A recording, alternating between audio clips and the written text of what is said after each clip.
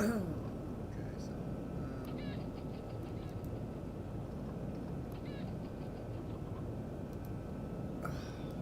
right.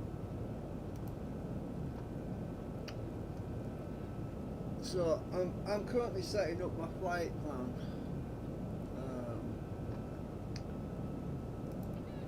I just remembered I need to enable the crew.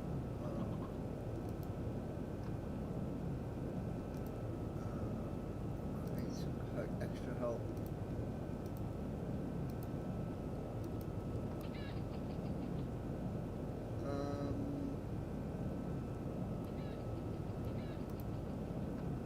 Right, there should be crew on board now. Let's just. I don't know. We used to have animated crew members, you know. Well, they weren't animated. They're just sitting in the chair. We don't have that anymore. Maybe they took them out because of the lag. Yeah, it just takes lag. So they're there, but can't see them.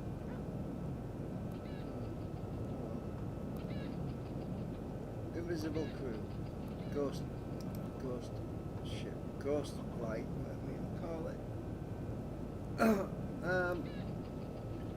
Right, so I've got to set up my ILS. My ILS is set for 110.90, which is. I've just thought, am I on? No, I'm not on screen capture.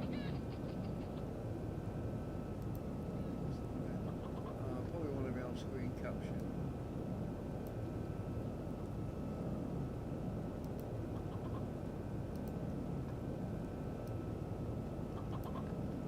Otherwise, you can't see everything I'm looking at. Right, so I'm looking on my browser. The ILS frequency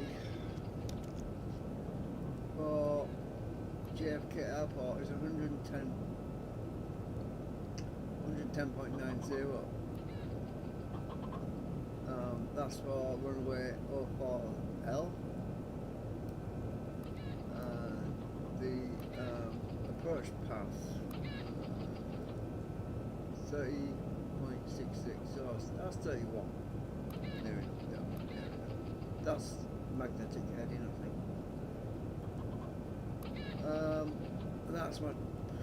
That's the approach tunnel.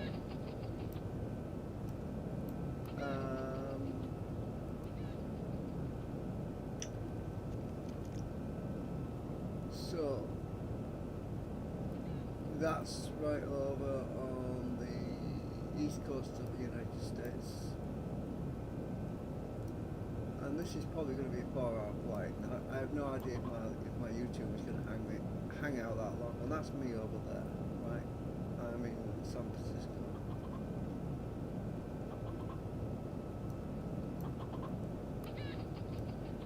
So I'm ready for departure, but I'm actually pointing the right way, more or less. I've flown this before, years ago.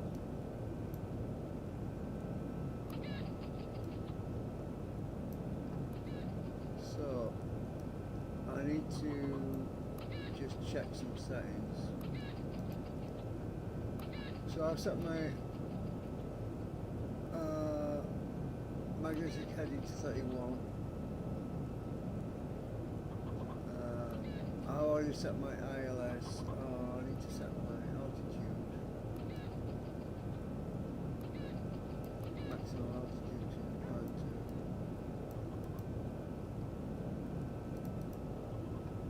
Set.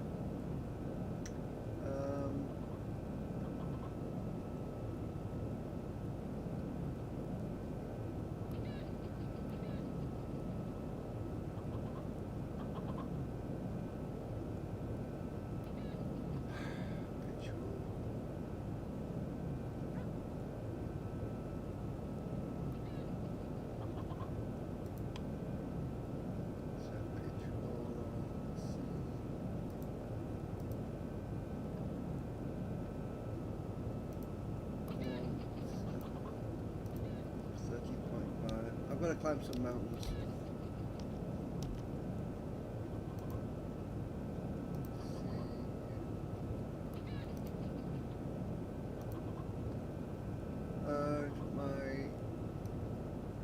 back to, because I've got no steering, right? Because Concorde has got a problem, I have no steering. So I'm going to have to check this runway, because I'm going to have to set that in the coordinates because I've got no freaking steering. I've got rudder controls, but it's too slow when at low speed. I could easily drift off the runway, which wouldn't be... Remember, I can't steer it, so if it goes off the runway, it's not my fault. Right, the runway...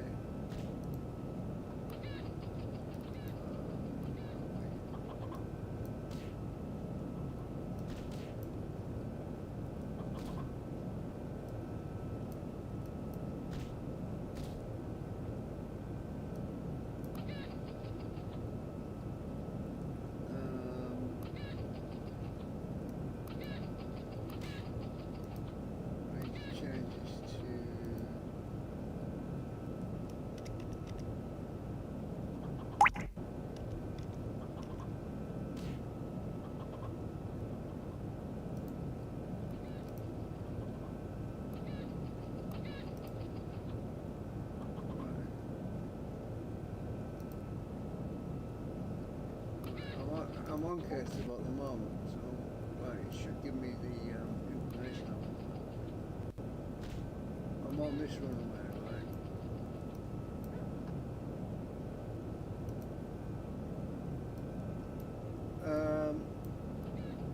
But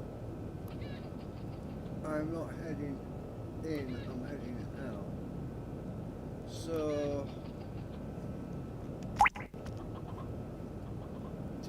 on the approach path,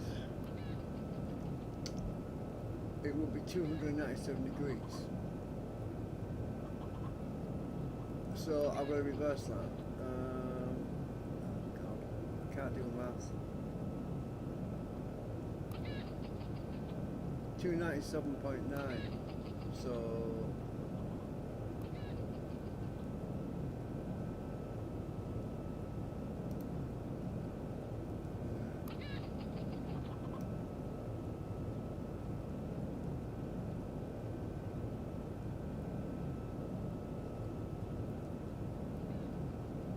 I think it, oh, it must be this, must be 117. So 118, I think that's it. Let's just check.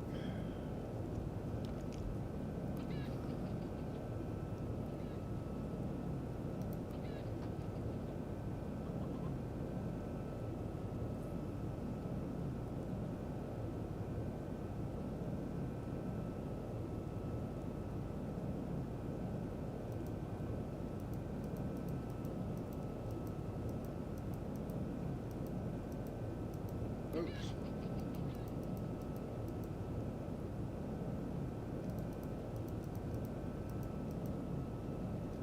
Yeah, that's more or less, because go to the other view. I think my co-pilot view. Turn off the hood.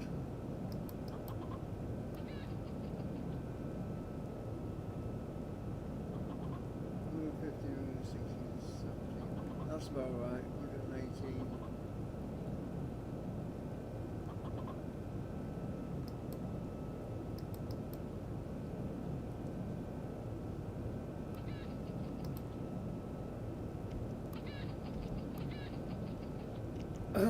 So I think it might be more like 117 now. According to the magnetic heading, that little line down here.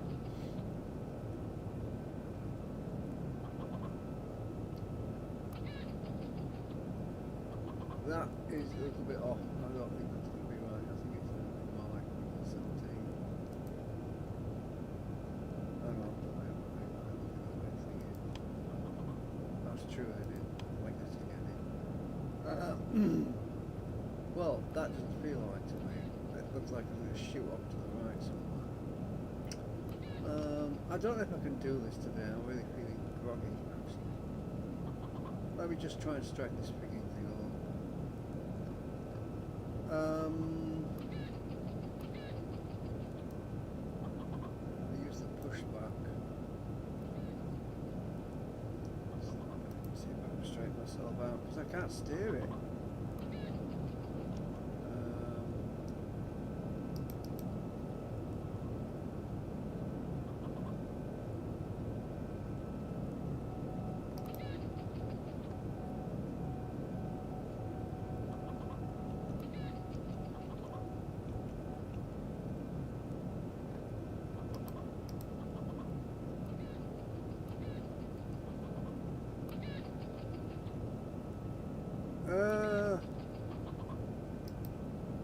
Somebody's watching me live? Did somebody just comment? Oh, right. Let's just see, because I am feeling tired. Let me just check. I can't tell if I'm not watching my. I'll have to check on my phone. Now, this is Flightgear that's built into Linux. You can install it inside Zorin OS 17. As I said, there's a bug with this Flightgear. I mean, this Concorde, the steering doesn't work, right? But the front wheel, watch the front wheel. And I'm moving my rudder, nothing happens, right? But the rudder's moving up. It used to be able to steer the wheel, and now we've got no steering.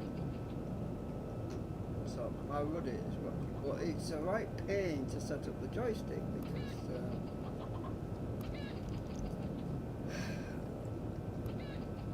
you have to go in. You have to use the tool in Linux. The tool I used was called JS test dash GTK. So I installed that using the manual installation. That enabled me to calibrate my joystick.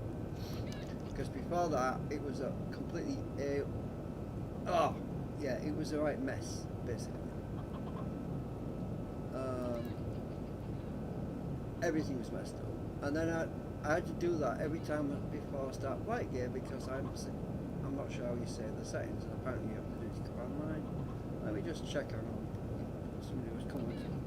Let me just try and find you on my phone because I don't want to mess up my. Well, I've got this going. I've got Second Life going at the moment. Second Life's going as well. I'm asleep in the jet.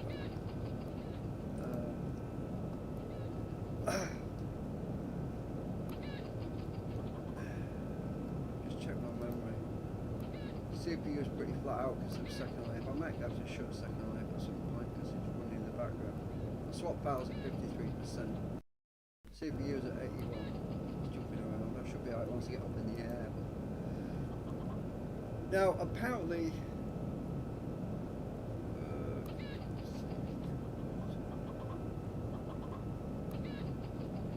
Oh, I found your message, Professor 51350. Can one install all the gadgets? Pedals, steering, controls, pedal. How did it feel to you? Well, I don't actually have the pedals, but yeah, it's. Oh, Flightgear is fully customizable. There's. It's been going for many years, and I used to be quite into it years ago. Back in 2007, 2008. But I didn't do any really programming stuff. It was my friends that were doing a few friends and a few other people I don't really know very well. They're all the ones volunteers who were doing the customizations, and there's an organisation in Germany where they have multiple screens set up, like and they're surrounded by the the screens and everything that are on a flight. What do you call it? Like a flight control deck, a virtual flight control deck, and there's loads of gadgets. You just have to go looking and start asking questions in the forums, in the groups. But I'm just using a joystick. Mine's just the Fujitsu Siemens Gamebird with RC pilot with it's plugged into the computer. That's what I'm using. I've been using that for years. Never given me any real problems. It's just can't really answer you directly at the moment. I'm in my phone.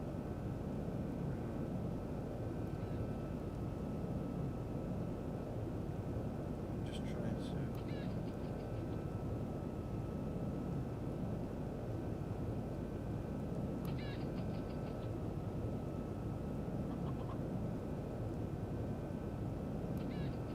They've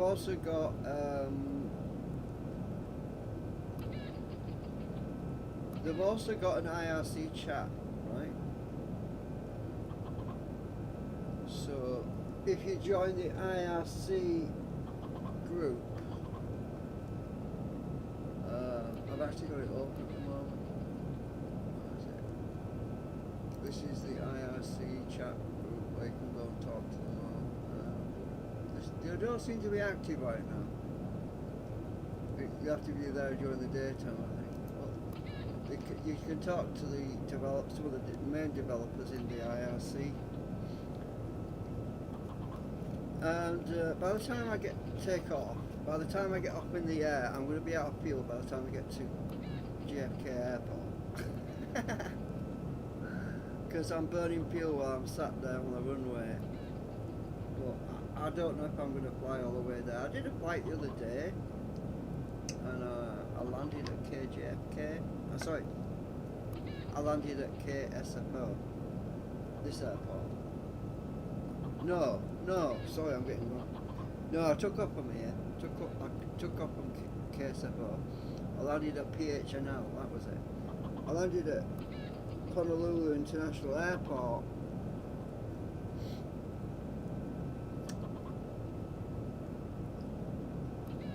Oh yeah, I was gonna use the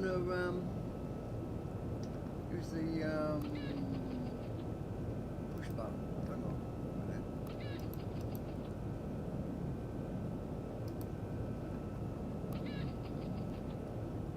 I want to push myself back a bit more.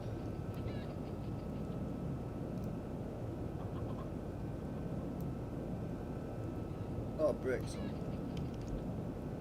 Helps to turn the brake. To turn the brake off, use Shift B. That's for the handbrake.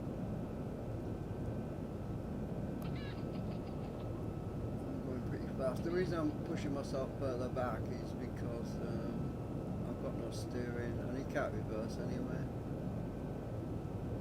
I don't know bash into this fence down here.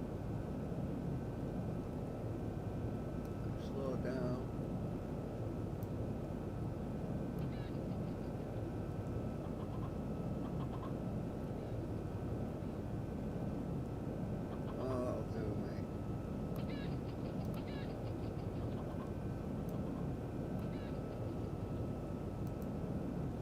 So you can access this little truck thing. Push back. You can access that from the Concord menu. It's in here. Concord. It says push back.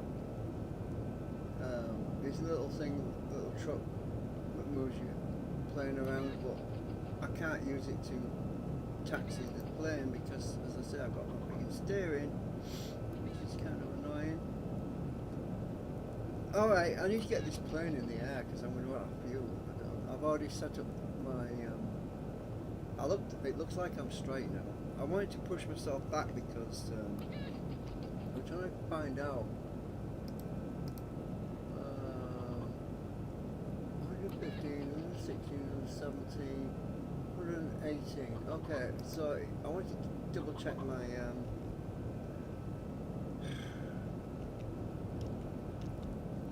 my path So it wants to be 118. Set that to 118 because I'm going to be unable to steer.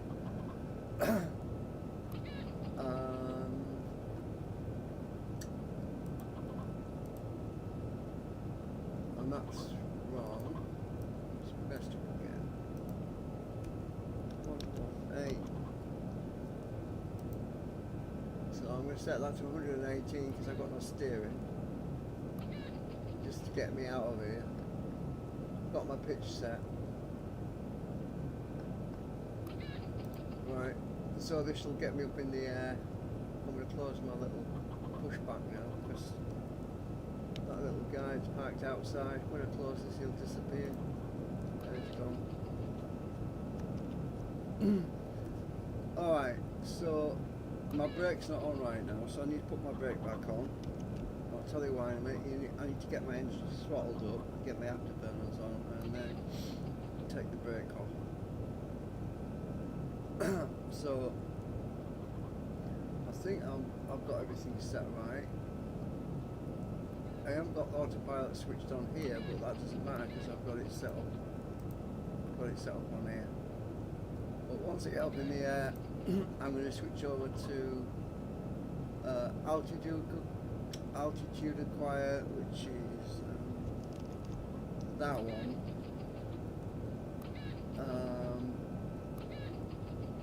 And when you get up to maximum altitude, it's altitude hold, which will lock onto that, which is 51,200 feet. Now sometimes you can use the glide slope, which is that one. On an approach, you can actually come in on a pre-programmed glide slope if you've set your ILS up, but it doesn't always work. The glide slope doesn't always work. Sometimes it goes, well, it used to do, I don't think it still does. That's what I'm flying down. I wanted to find out if the glide slope still works.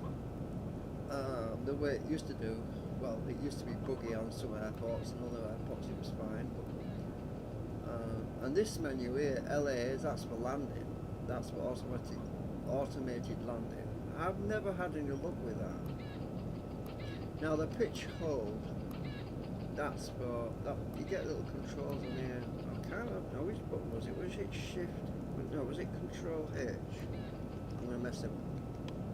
Oh shit! I just messed it up. Just turned my autopilot on. I think I've messed up my settings. I'll just check them now. Was it Alt? Was it Shift H? No, it's Control C. That's it. Found it. That's to highlight where your clickable hotspots are. And I think I've messed up my. Yeah, I've messed it all up. That's okay. Just messed this up again.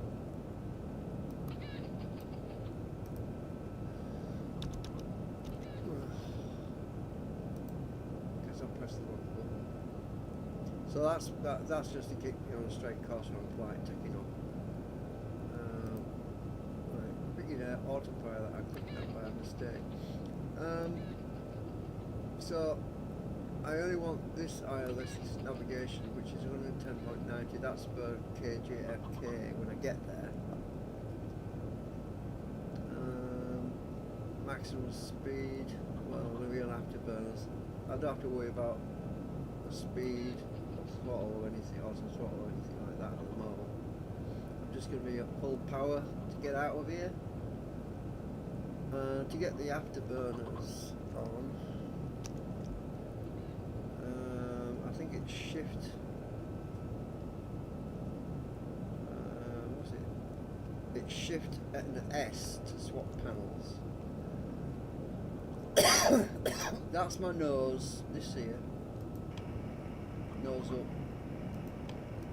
Nose down. I need to take off with the nose down anyway. At 5 degrees. If I remember rightly. My afterburners are these little switches over here. So, that one. And the two middle ones.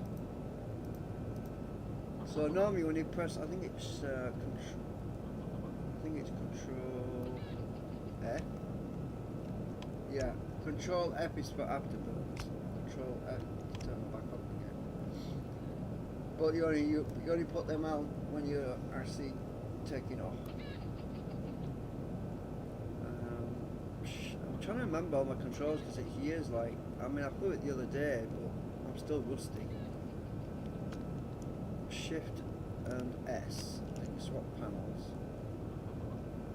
I'm going to make sure I haven't messed up anything. Because I don't want to crash before I've even got in the air. Alright, so now I'm ready, I think. It's time to... I'll go on the outside view. Right, I'm going to set my engines alight. See the flaps are up because it's set for that. It's set for the autopilot thing. Right, so right, I'm going to throttle right up. Maximum power. Afterburners, Shift F. Brakes off, Shift B. Right, we're going to take off now. Hopefully I won't run off the runway. I have no control, I have no steering. You see it's going off the runway. I can't do nothing about it. But it's alright because we're in the air. More or less. You see, that's what happens when you've got no freaking steering, you can't.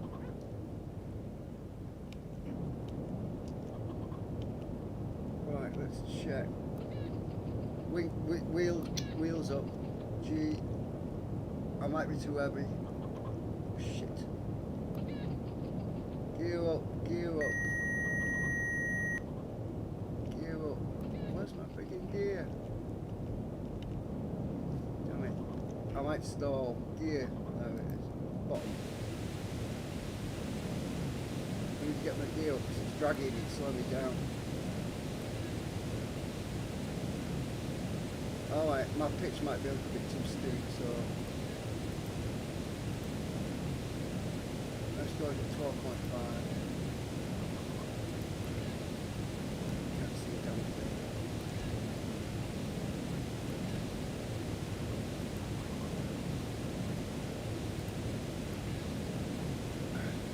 My eyes are getting bad because of my age. I think we're okay. Oh, nose wants to come up. Wait.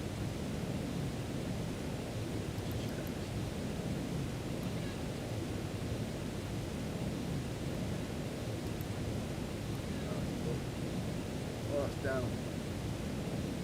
No, actually I won't nose down, that's right. As we're climbing, we need to nose down.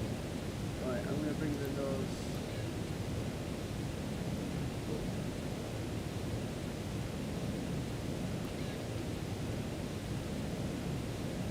I'm not going to mess with anything else until I get stabilised, because I'm still picking up speed. You don't need to bring the nose right up yet. Let's check my speed inside.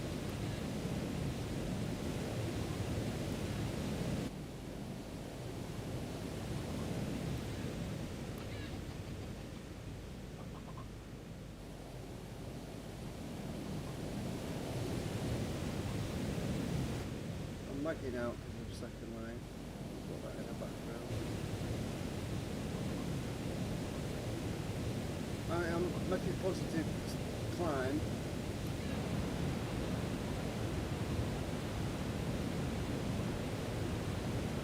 I think I'm going to click over to pitch. Oh, I am on pitch mode. Autopilot on that next one. This could mess me up because I'm not sure if the pitch mode is active or not on there.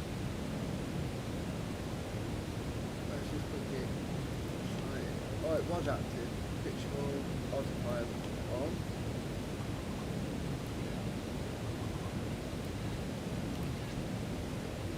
Now I can adjust my pitch with these little handles in here. If I start to stall, I can reduce my pitch by clicking on these here, like this.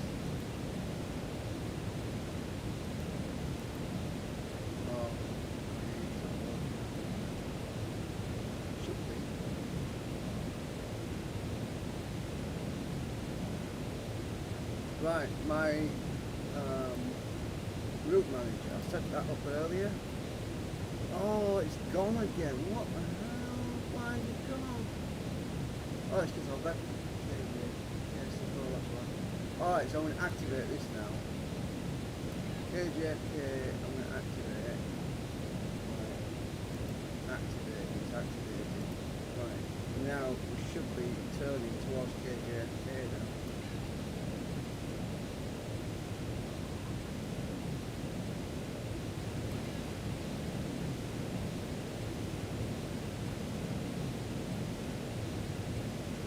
I need to bring the nose up.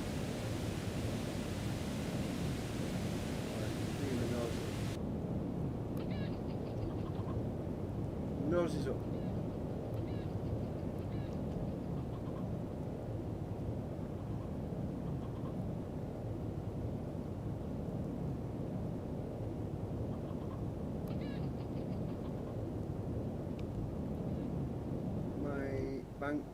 My bank angle is a bit steep still. Let me check my weight. I need to start moving some balance of fuel. So on the right hand side of the screen, across the engine, I need to balance fuel out because it's a bit uneven. Look. The left side, engine 6, is got more fuel than engine 7. No, sorry, engine, yeah, it has, yeah. So I'm out of balance, that's another problem. You've got to balance your engines out. And also you're supposed to move fuel aft, which is this. To keep your maximum centre of gravity right. So the maximum centre of gravity is that little needle down here, right? Little white needle. You got to keep that right bang in the middle of the two yellow needles. Otherwise, bad things happen. You get an alarm, but it's just that if you get out of balance, you can stall if you're not careful.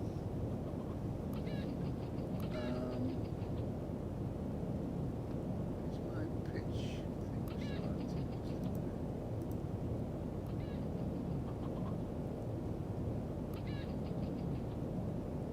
oh, I'm on pitch hole, that's why.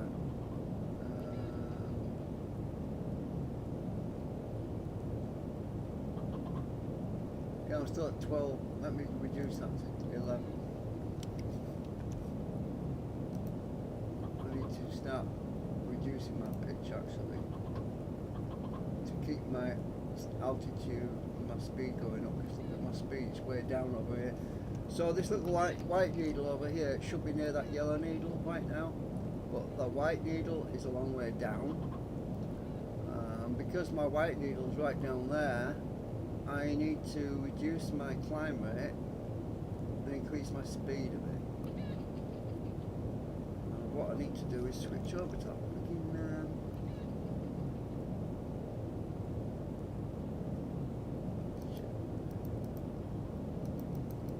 oh, it's because I'm not on that, is it? I want to be on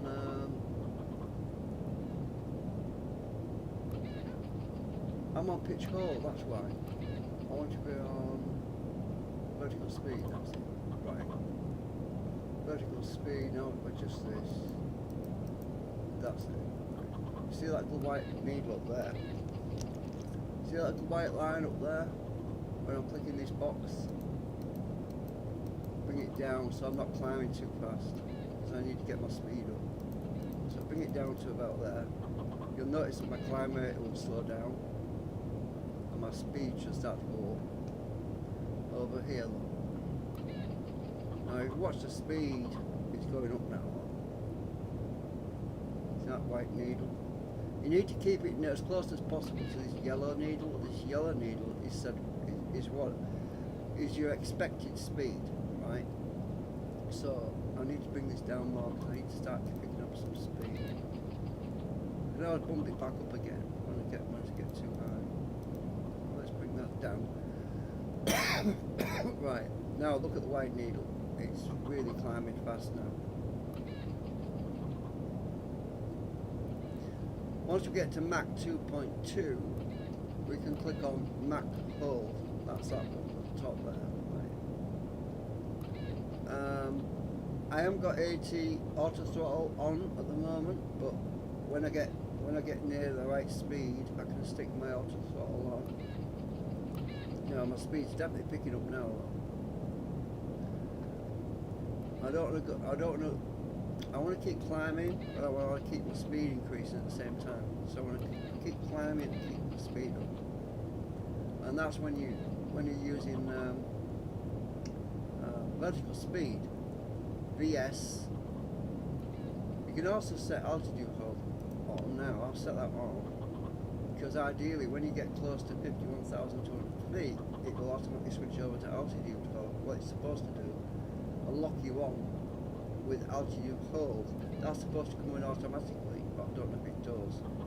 Altitude hold is supposed to lock you onto the maximum altitude, but in the meantime, I'm just let's check my speed. Yeah, I'm getting close to the yellow line now.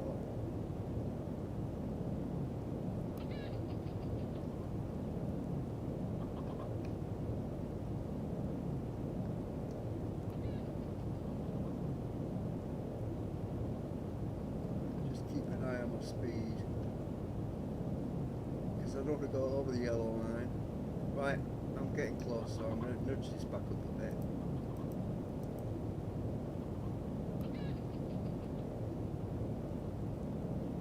It's going to start clicking in a minute because it'll be too fast. Nudge that back up a bit. I'm at 20,000 feet. My afterburners are still on.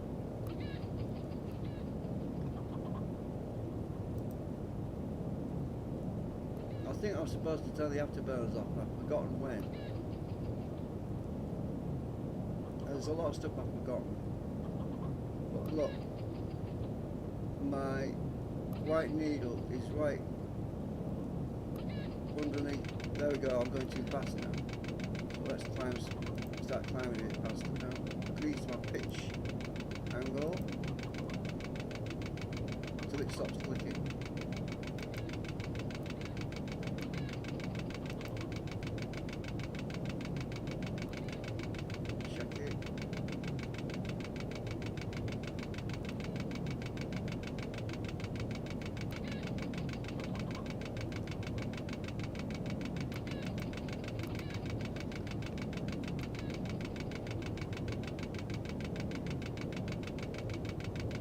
It's not my pitch, it's my vertical speed, sorry. VS.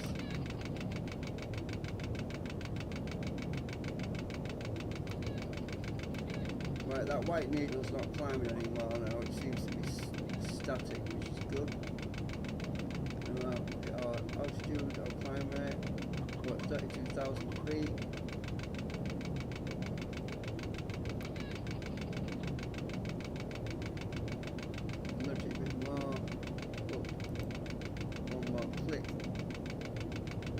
It's just fine-tuning everything when you figure this stuff out. Hopefully that clicking will stop it. There you go. Right, now I'll nudge it down one. Down one, because I was actually moving up quite a bit. Now I'll nudge it back down one, because I don't want to start losing speed now, do I? So the trick is to keep that white needle exactly where the yellow needle is. If you can do that, you're actually at optimum climb rate and speed. I'll just zoom back out. Let's check outside what's going on.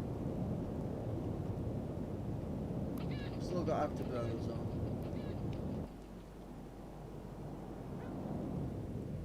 Because when you get your optimum climb rate and speed, you also keep your maximum centre of gravity better. It doesn't go all cockeyed. Look at this right now. My maximum centre of gravity is right in the middle. There, the white line is right smack bang in the middle of the yellow lines. That wouldn't be right. That wouldn't be there if I'd been taking too long to climb in altitude and speed. It would have been out of balance, and then it's harder for you to reach Mach 2.2 quicker. Right. So we should be heading directly towards, yeah, I'm on GPS, FMS heading, that's good. And that's my vertical speed there in this box here, I'm not going to mess with that. go and check with the map. I've lost me now. Oh, just zoom out and find myself again. I'll be over here somewhere. There I am. Right, I'm here. I'm heading directly towards KJFK right now.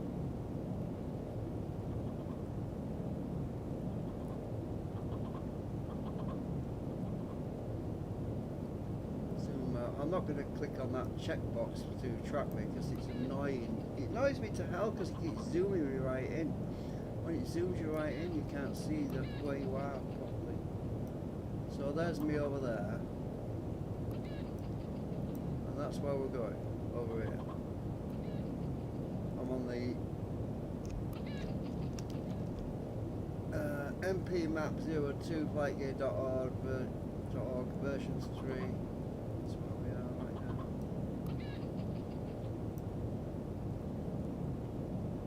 Already shows me when I'm live, which is what I am at the moment.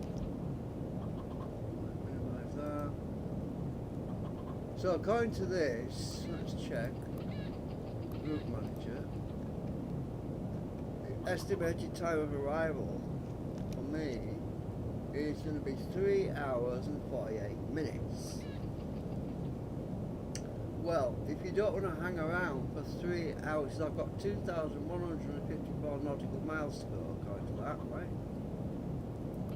If you don't want to hang around for 3 hours and 48 minutes, and there's no guarantee that YouTube is going to let me live stream for 3 hours and 49 minutes. It might cut me off at 2 hours, so I'm not sure what the limit is. I think the last flight I did was 2 hours and 55 minutes, and it didn't cut me off, but it might reset my stream after 3 hours. I don't know, and I could probably have to restart it, and I won't even know if it's cut me off or not until I look, you know. So you could, in theory, go and make a coffee, go and make a sandwich, do whatever you do, go to the pub for an hour or two, whatever, and come back and see me try to land this thing.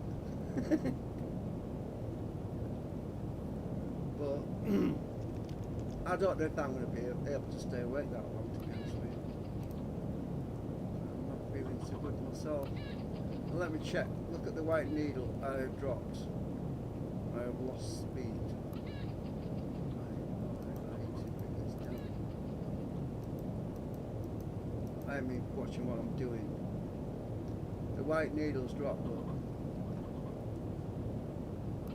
You've got to keep babysitting this thing really all the time, mind you, and I've still got the afterburners on.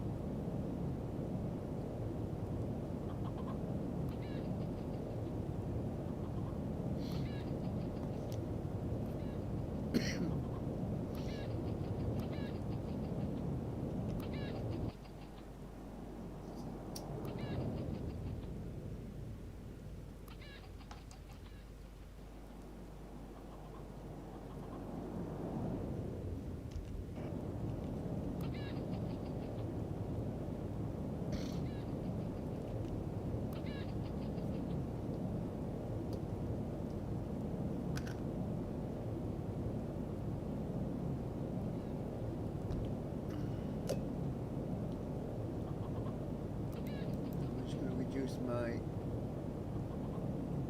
vertical speed a bit. That's which is going up. Need to get my horizontal speed more. That's the white needles down here.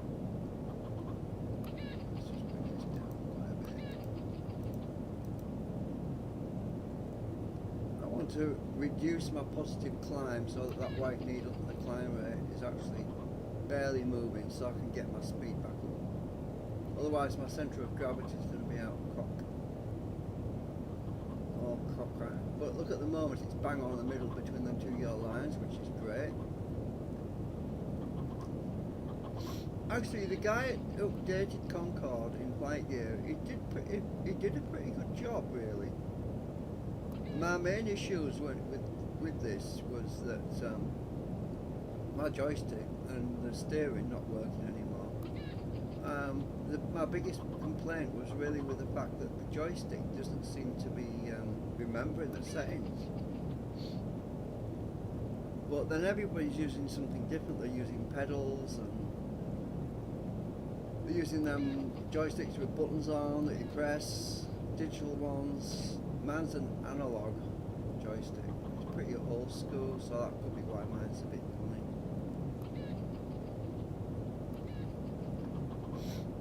The white needle's catching up to the yellow needle. Right, I'll just drop this back a bit more. I just don't want to be doing a nose down there. So that's the distance over here. The green writing on this meter here is 2,116 nautical miles to go.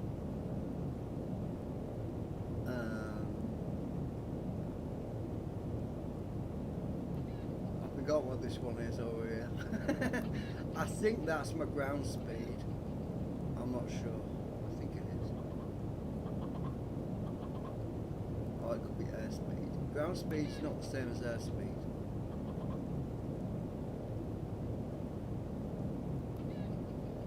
Right, I'm still climbing.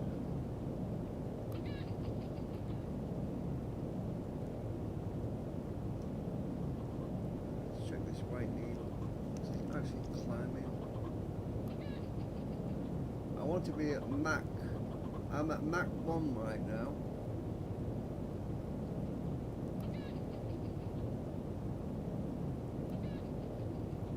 I'll nudge that down a bit more.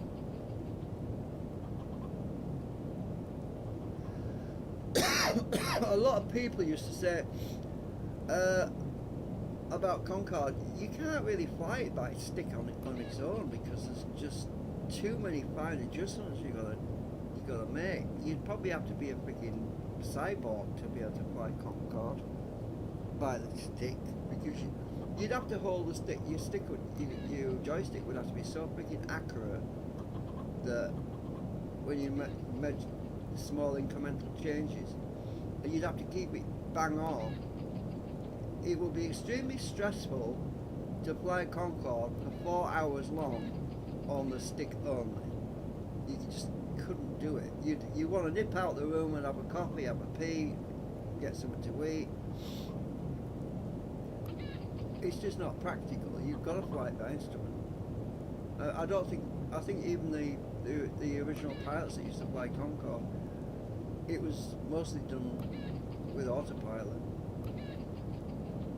Now that white needle is slowly creeping up. It's not going fast enough, so I'm going to drop this down a bit more. Vertical speed down a bit more. I'll make it. I'm probably going to stop this climb right now a bit for a while, because as the speed picks up, it will climb anyway.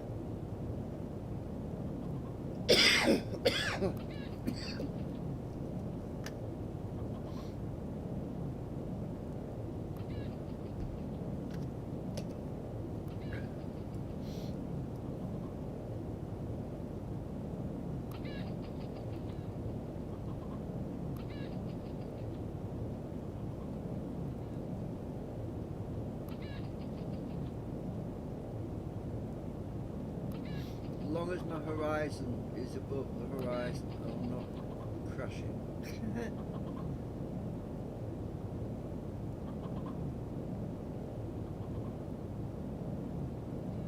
Well, I'm at Mach 1.1 right now.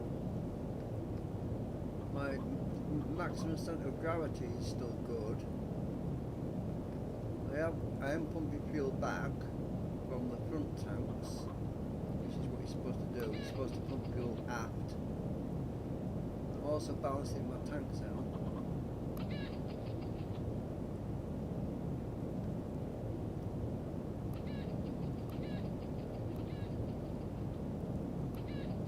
I'm at 38,000 and a bit, up to 300. 38,320 something like that, feet. I nearly said miles then.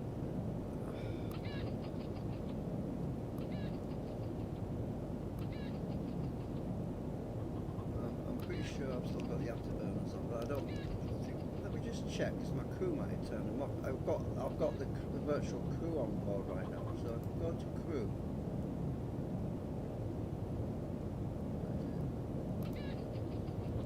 I enabled the crew, right? So they can press buttons for me without me knowing. So let me just check my, it's shift swap panel. Oh, they turn me afterburners off. Well, I'm putting them back on again. I'm slowing down. I'm going to put my afterburners back on. Shift swap. I thought the crew might have turned the afterburners on. That should help me get some speed up, because I'm really lagging at Mach 1.1. Alright, that should start moving pretty fast now. Let's check. It just burns a lot of fuel fast, that's all. So my max speed should be increasing a lot faster now. Unless the crew turns it off again without me knowing.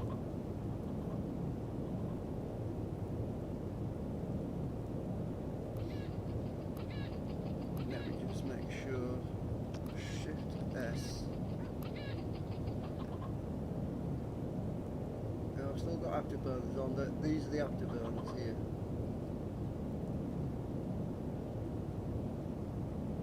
These 4 buttons.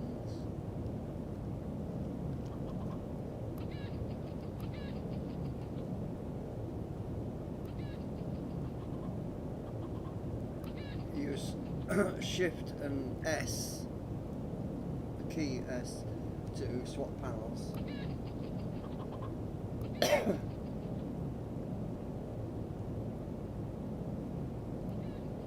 I think you're supposed to turn off the afterburners when you get to Mach 1.5.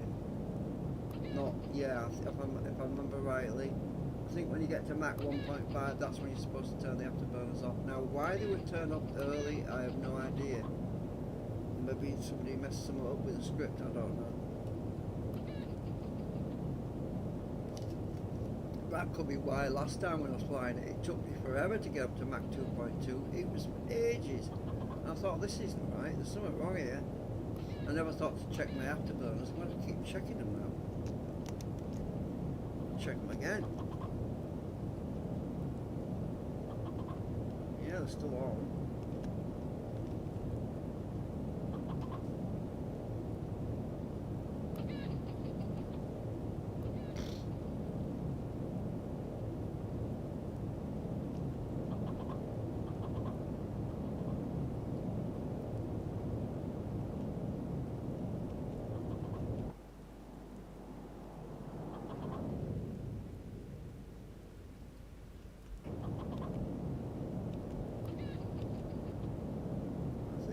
Take those other viewpoints out, because I don't really need the engineer view, overhead view. I'll leave the co-pilot view on, because that's useful. It means I can swap without removing my panel. I can just click Shift V to go back to the co-pilot view, so I can look out the window. See a bit more then. I'll just press V to go back to my captain view.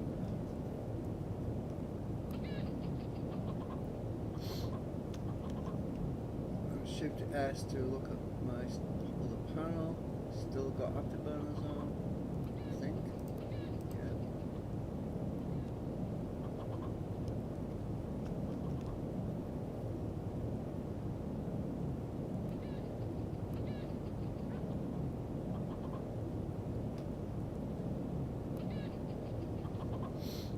As I say, because I've got no friggin' steering, I'm going to try to use the instrument. I'm going to try to use the glide slope today, but that might mess me up. That's the glide slope. If it works, because I don't know. Sometimes it doesn't work.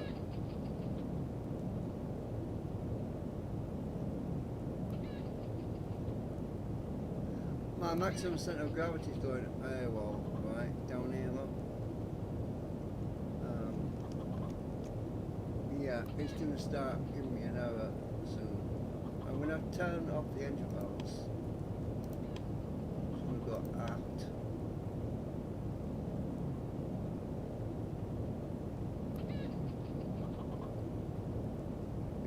start getting a beat in a minute.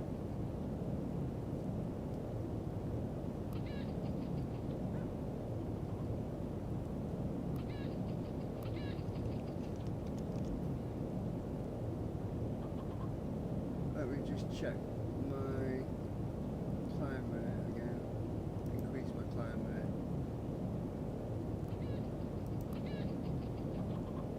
Because that white needle's nearly right on Mach 1.5.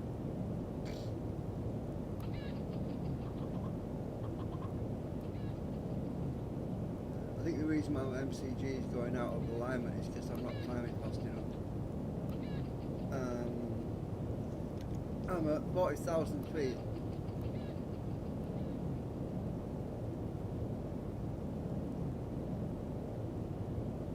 I am speeding up, so I need to climb a bit faster.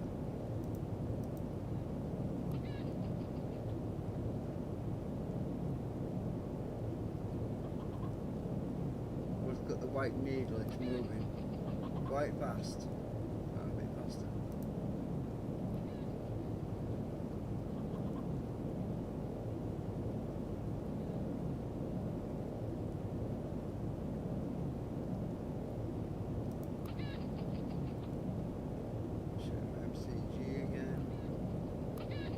Just on that edge right there.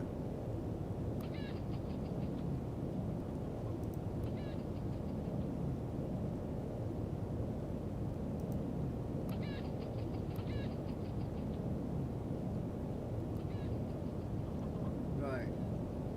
I think I'm supposed to turn off my afterburners now. Alright, we'll do that.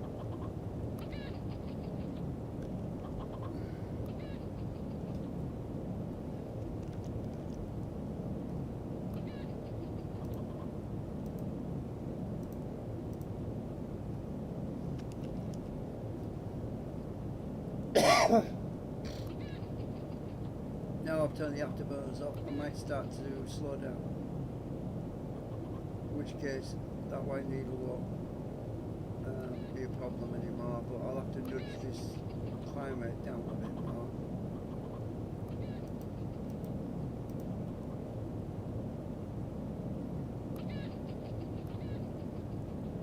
Otherwise I'll start to slow down, because I've turned the afterburners off now. I think it's got something to do with oxygen levels at higher altitudes. If I remember some of them when reading the manual on it. There's some shuttles that close apparently when you get to a certain altitude. Look at how fast I'm climbing now though. But it's perfect. Look how fast I'm climbing. I've turned the afterburners off as well. Speed's going up pretty fast now.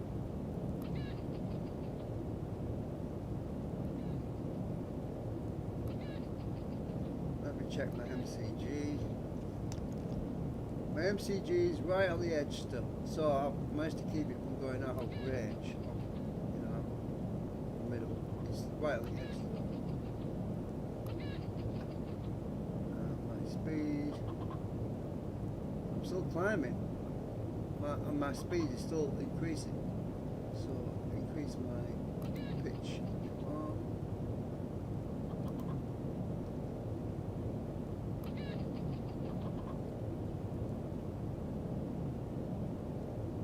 Start clicking in a second if I don't get it balanced.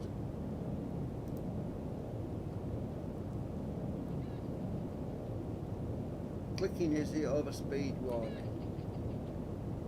It's got something to do with, well, I don't know, I think it's got something to do with the nose cone temperature and all that, but at certain altitudes.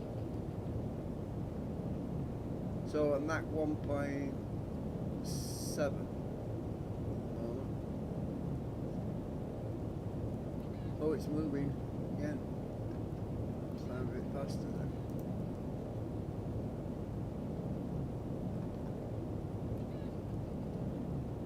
What? 43,980. Oh, 44,000 feet now.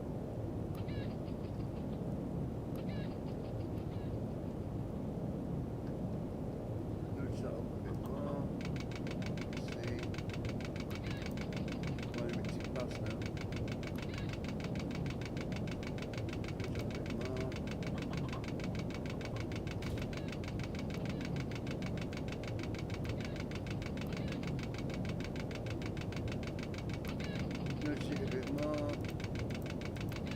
quite a bit more.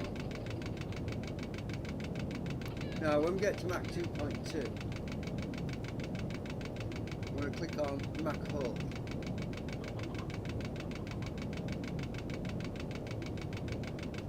I can reduce my throttle a bit. Yeah, I'll do that. So if I go out the outside view, reduce my throttle a bit, you'll see the engines dim a bit. Right? So I'll reduce my throttle.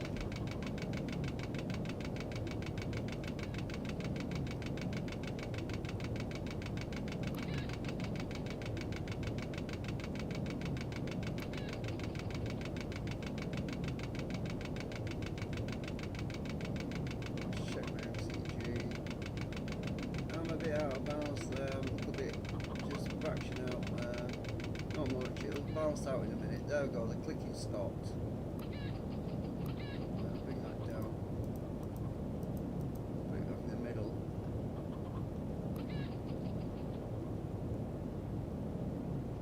I haven't increased that throttle, I've just kept it more or less where it was.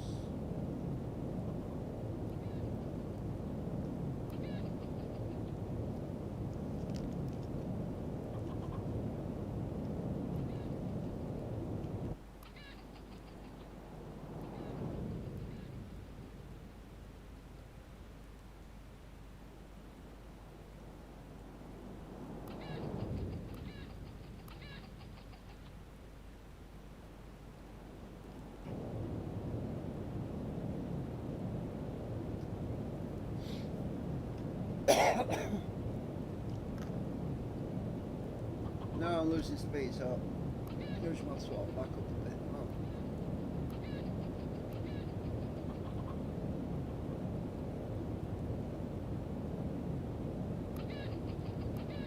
Now at 48,000 feet.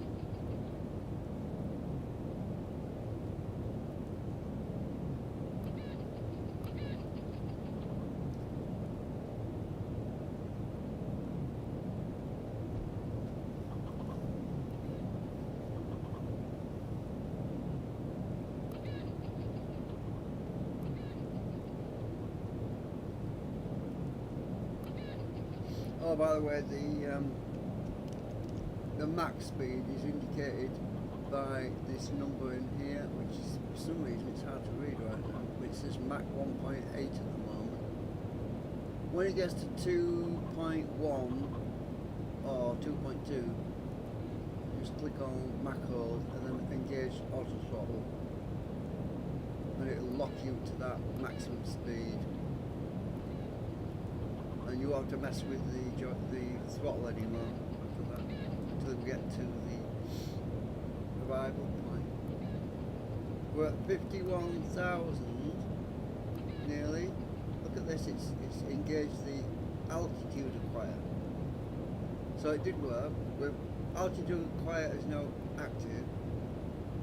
So it's locking on to 51,200 right now. So it's climbing faster now because it's locking on. Just check my speed. We're at Mach 2. Look.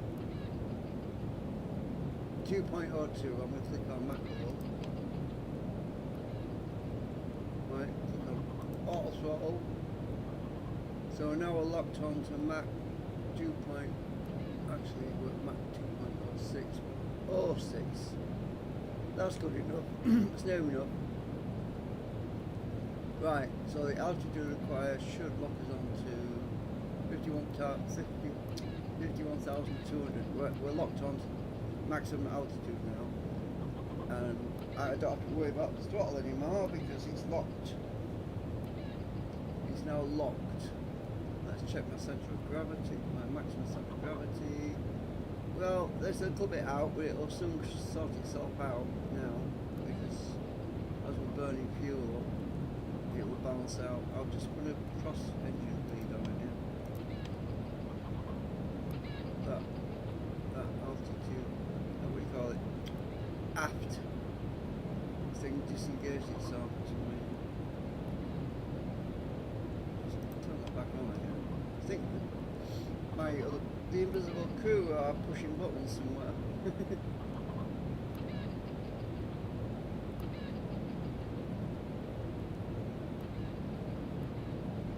They obviously aren't very good at doing their job.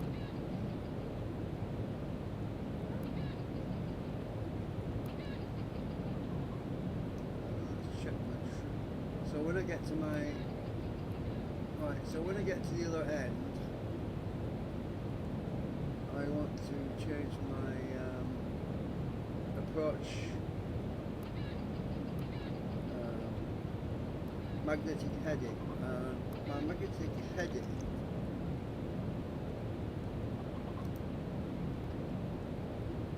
over here, because I'm still over here.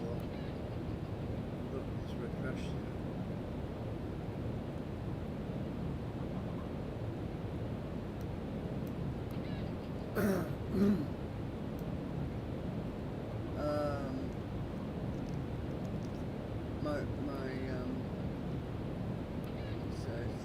So 30.66, so that'll be 31 nearest. So if we go and set that back to, that's my browser by the way. Go back to, the changes to 31.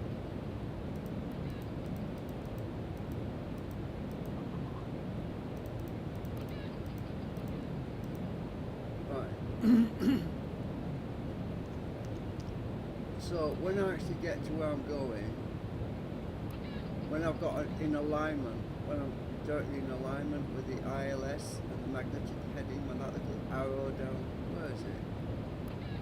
Oh, it's can't see it right now. Oh, let me just check something. That's true. So this thing over here, right? When those things are lined up, that's when I'm directly in line with the ILS. So that's true. I'm still set. I am using this tool. Let's check something. Oh, it's behind the nav thing, so I can't see it. Right, that other little symbol is behind this nav thing. You can hardly see it, just tucked in there. But when that's lined up with my true, that's when I know I'm directly in line with the approach path, you know. Because the magnetic heading and the true heading should be about the same. That's how I do it anyway. Well, I'm a long way out, so I don't know. I'm 1,786 miles out, so that's my speed. I think that's ground speed.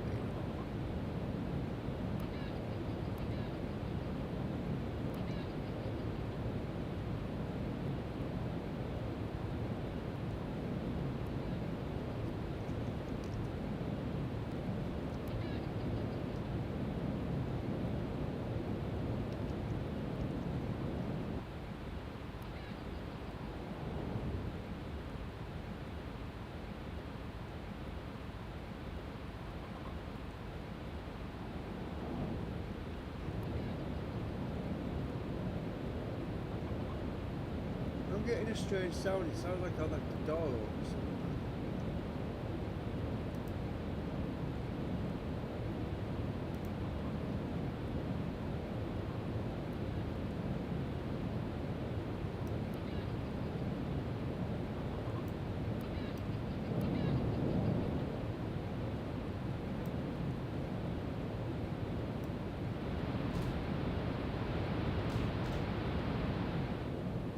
ATC, it sounds like a radio.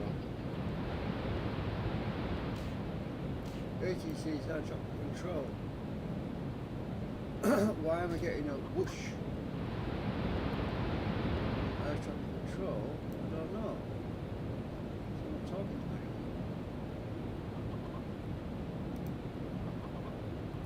to me. I thought I left the door open. Oh, look at my maximum centre of gravity now. It's bang on. right in the middle.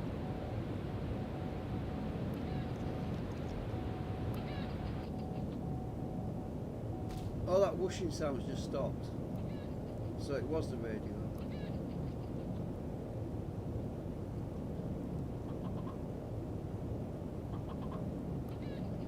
Don't ask me to use the radio because I've never used it.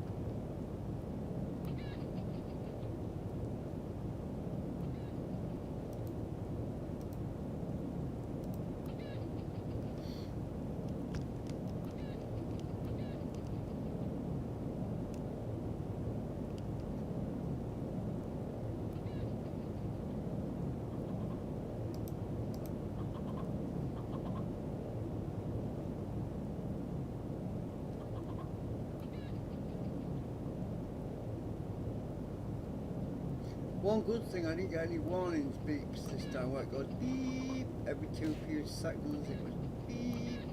I wasn't getting that this time, so I must have done it right this time.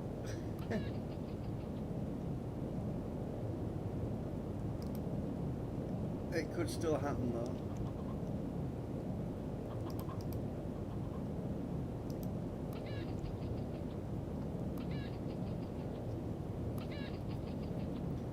So, we're cruising,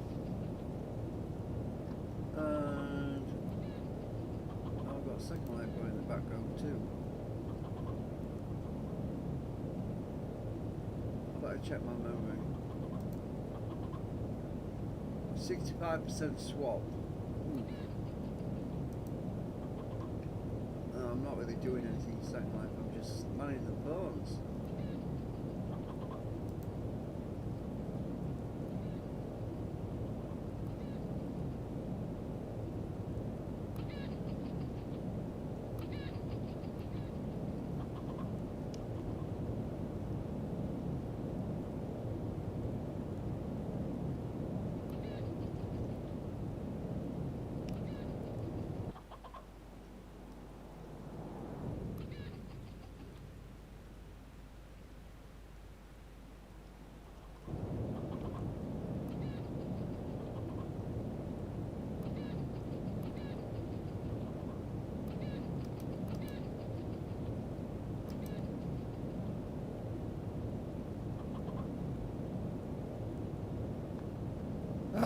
It's going to be boring for an hour or two, if I can stay awake.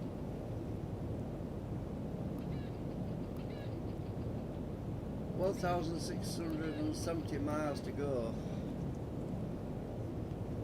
Oh, there is a cheat thing in here, by the way. You can speed time up, but I don't like using that. The reason I don't like using it is because it doesn't just speed time up, it speeds up your motion through space, puts more CPU, I think it puts more strain on your graphics card, on your memory. I just don't want to risk it. I don't want to use time speed up thing because it might actually cause me to crash, so I've never actually tried it. I did try it once and I did notice a bit of lag on it. Yeah, there's So some people say, oh well, I don't think I want to fly for 4 hours, it's too long, I'll get bored. Well yeah,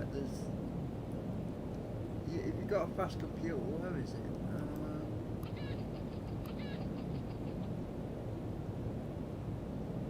It's also got instant replay. You can play the last few seconds of your landing, for example.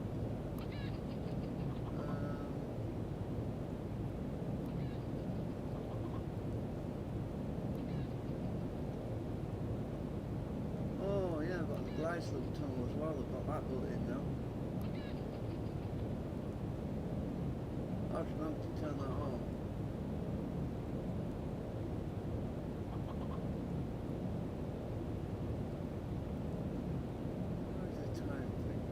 Be under environment.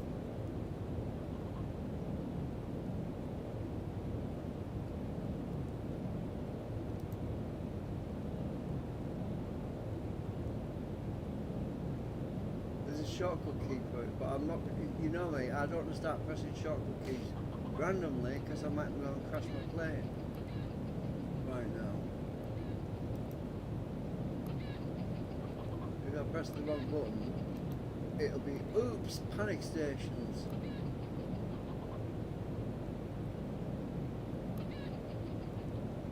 FG comm settings.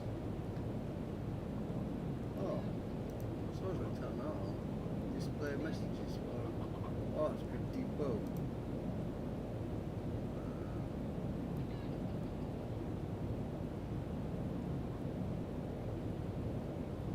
There was something, I did find a bug with my sound settings. When you go to sound configuration, I went and changed that. It was blank, right? And when I changed it to my graphic, my sound card, I lost all my sound. It went, oh, what's happened here? I had to reboot to get my sound back.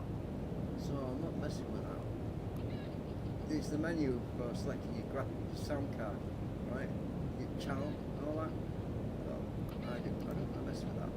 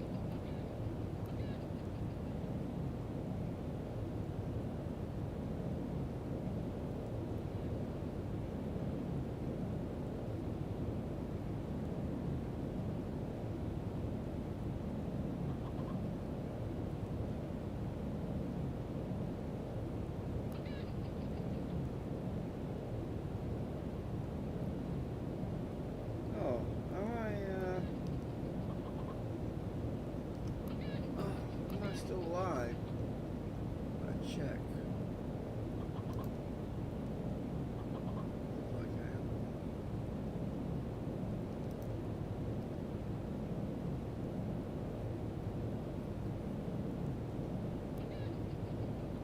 I am. Years ago when I first flew Flightgear, 2007, 2008, my computer was so freaking slow. My internet was terrible, wasn't very good.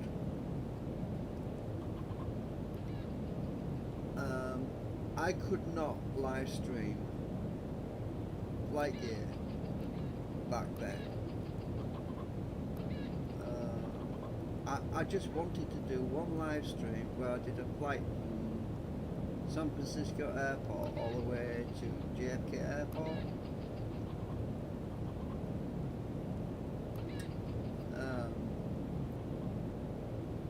You know, because I used to record it and then it takes hours to edit, well, to process, because you've got to encode it all. it takes me, my computer, it takes about, well, for every 10 minutes it takes half an hour to encode it. So can you imagine what it would do, how long it would take me to encode a 3-hour flight? That would probably take me all freaking day. That's the only reason why I'm live streaming it, because I haven't got the time, I haven't got the energy. I mean, it would cost me a fortune, electricity and everything else to run my computer all that amount of time. I'd probably have to go to bed and sleep while it was doing it. It'd probably take 12 hours, 15 hours to record a 3-hour flight or 4-hour flight. I'm not even sure how long it's going to take. Well, let me think. Hang on.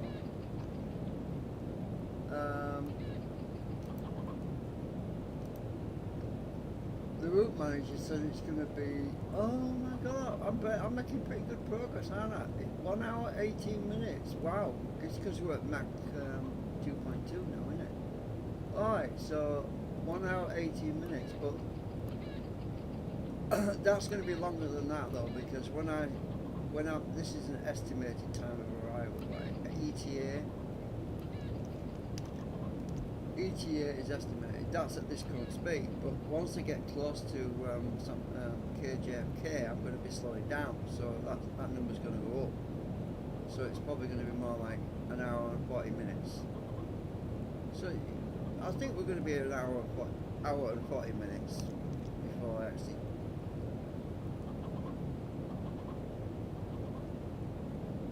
We are doing pretty well.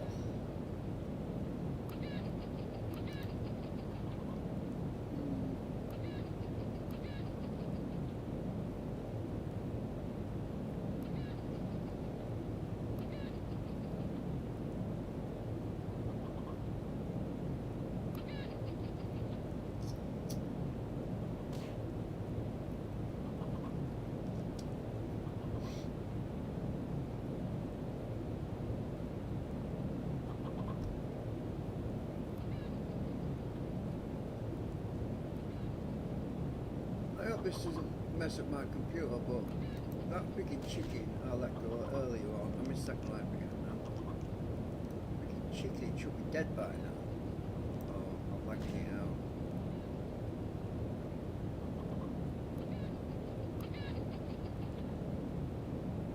I don't think I want to do that because it might crash my Flightgear.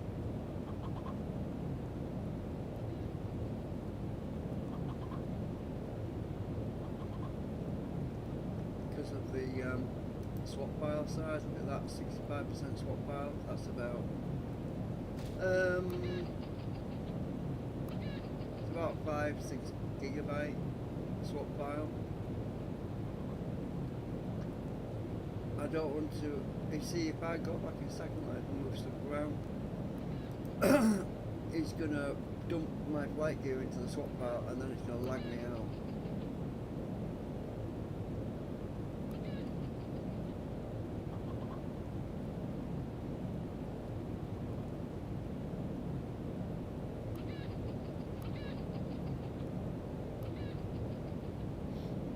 I've already got 4 gigabytes of RAM.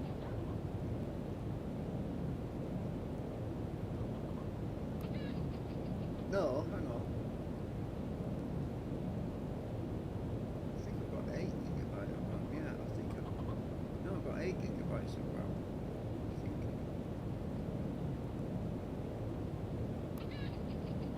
Yeah.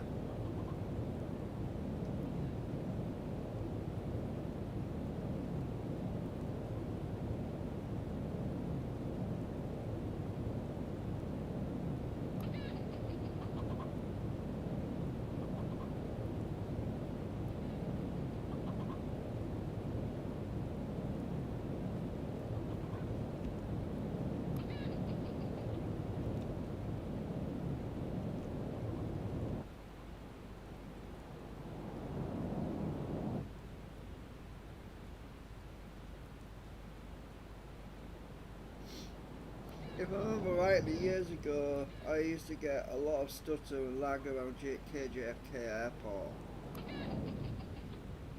Um, it used to really lag me out pretty bad, so I don't want to be. I think I'm going to have to shut Second Life down because it's going to.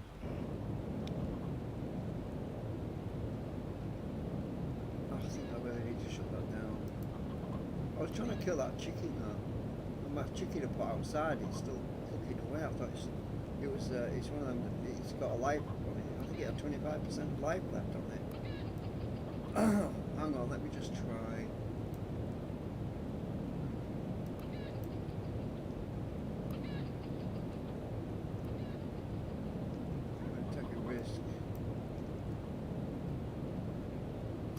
Pan around,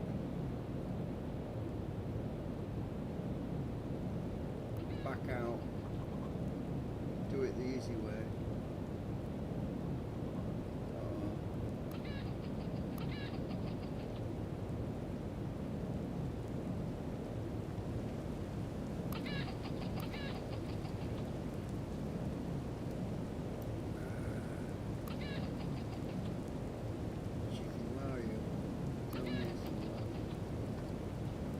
Got stuck again, chicken.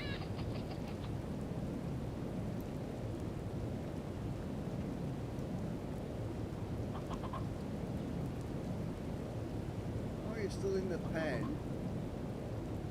Should be dead by now. How much life have we got left?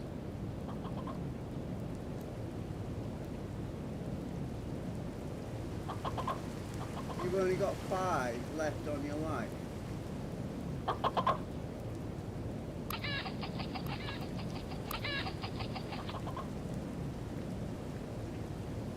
You're not going to be around much longer, Mr. Chicken.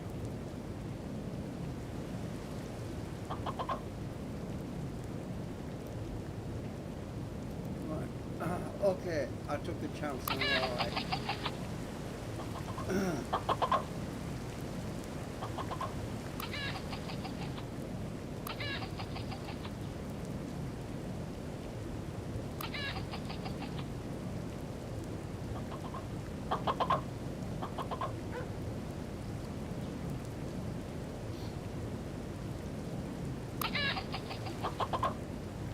I could do this on Windows, you know, it would have crashed by now. Spotty dog. I like the spotty dog. Hello, dog. What's his name? I don't know his name. Call him Spot.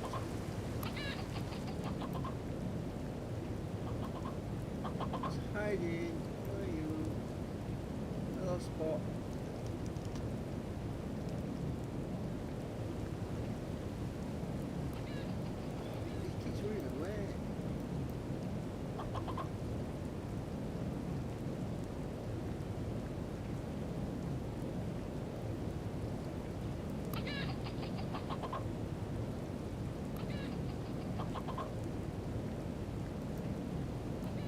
Well, I figured if I left Second Life running in the background, it wouldn't be so boring.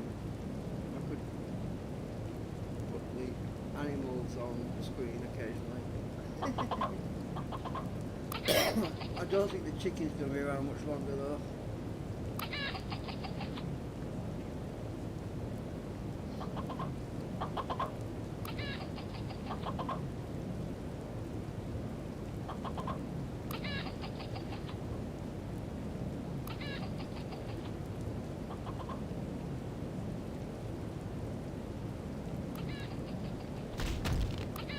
Oh, I think he's dying. The chicken's dying.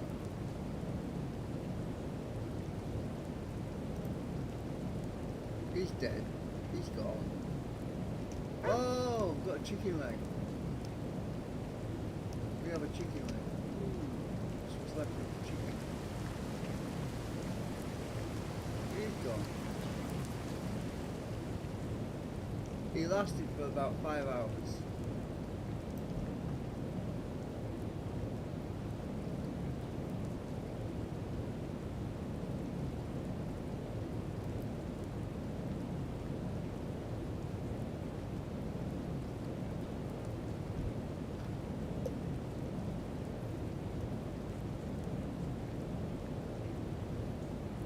I didn't kill him, he just died of natural causes.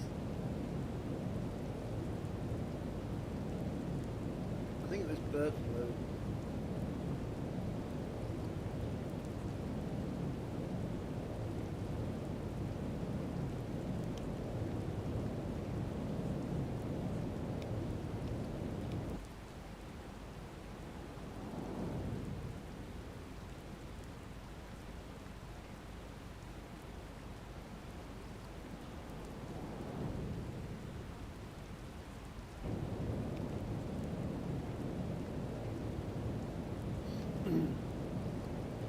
If you're wondering what this yellow is on the controls, it's because I've got click points highlighted. What was it? Shift C? Oh god, I don't know if I press a button for that. I could crash my plane. Or was it Control C? I can't remember. Well, it's the hotspot clickable links anyway. That's why all these control click points have got yellow around them at the moment. There's a hell of a lot of click points on those sticks, you know, those control sticks. They've got a hell of a lot of click points, and I don't even want to mess with them.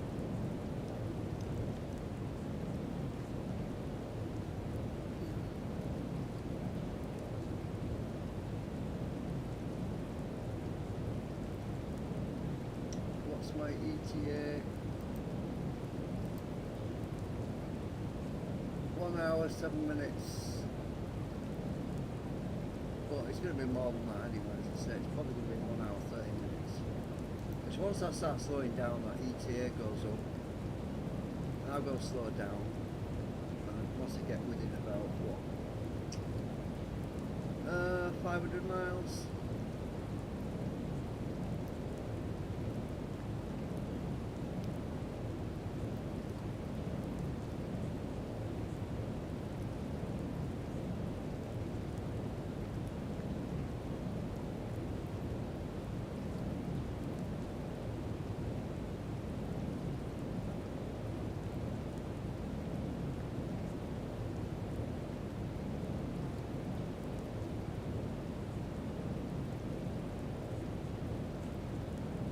Graphics temperatures at the moment.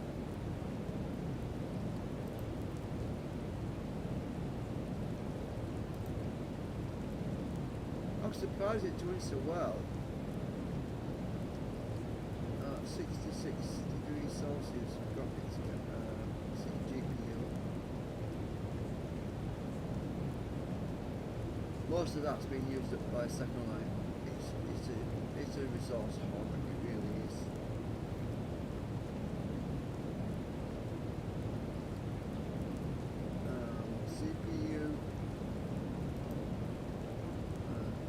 CPU's up here. 80%.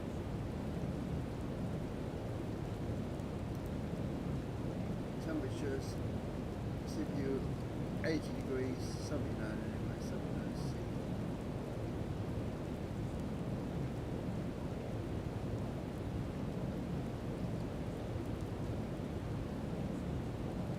Power supply maximum wattage is 95 watts, but I'm only using 83 watts.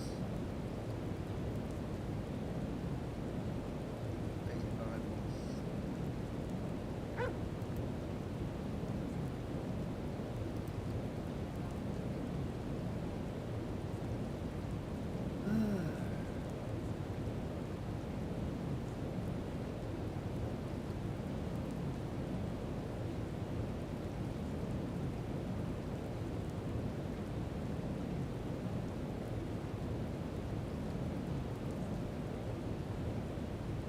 You know, that little thing I couldn't see before? I can see it now. Down here. So when that's the direction. So when we get close, that thing should line up with these arrows. When we get closer. Let's go to true heading.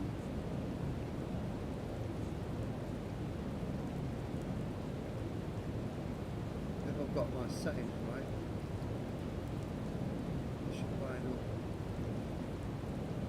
Where I've messed up.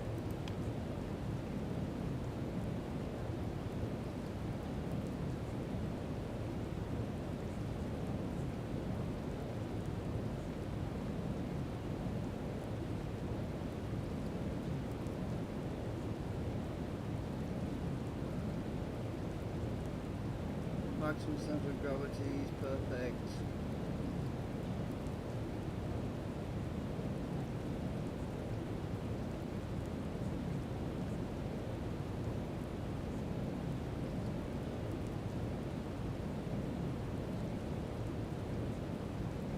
Why is now inactive?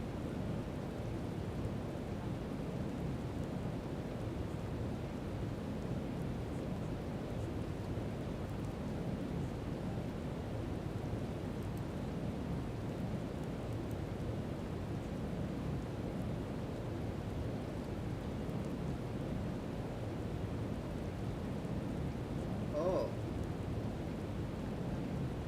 that's it there. No.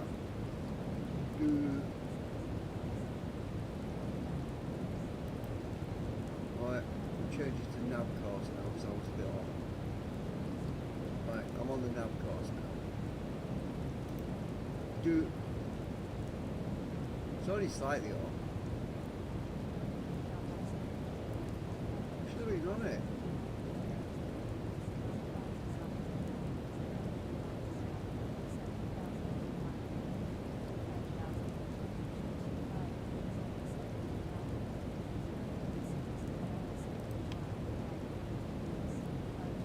That's not like it. Let's check on the map.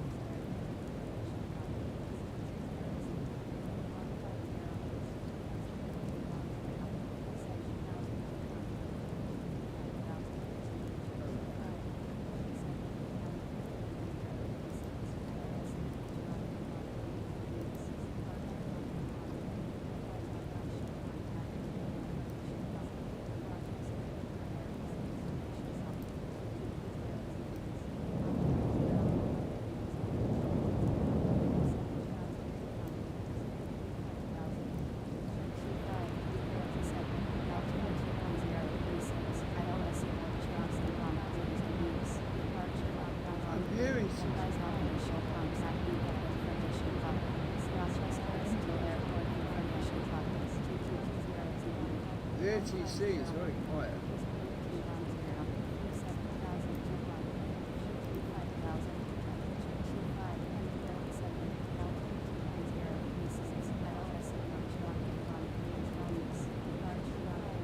Hang on, let me check something.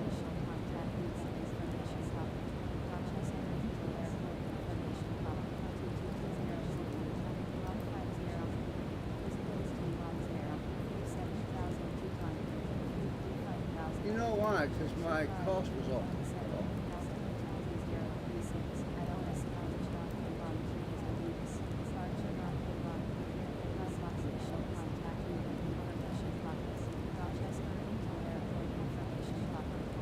Why am I flying over there?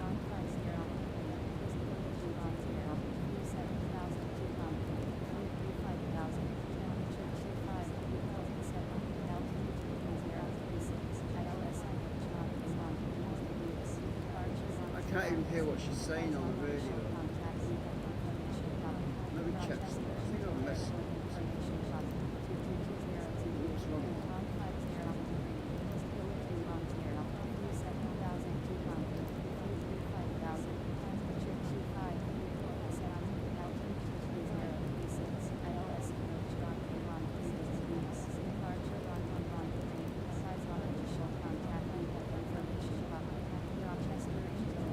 I'll go back on that.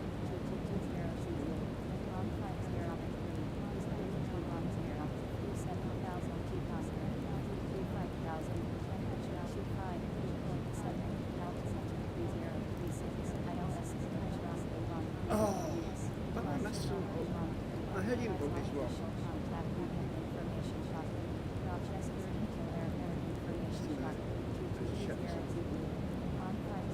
Oh.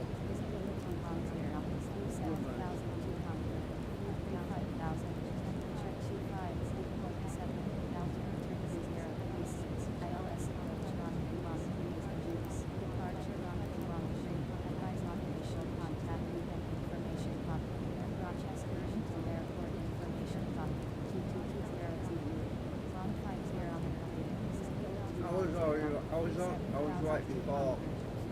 I shouldn't have activated the ILS until I got close. That's why. Let me just check. Pretty sure it's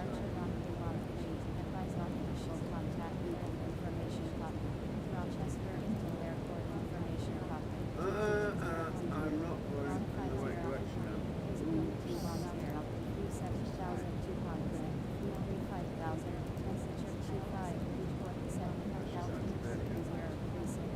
This is activated.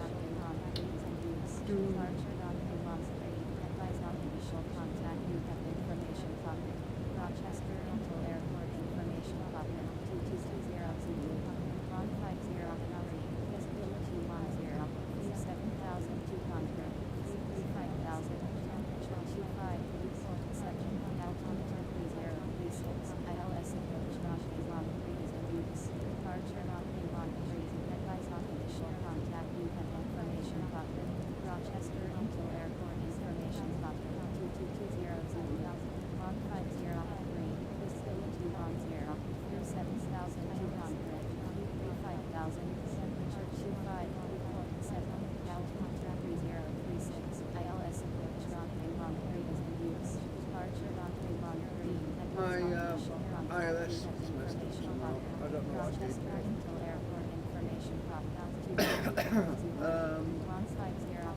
Let's go to True then.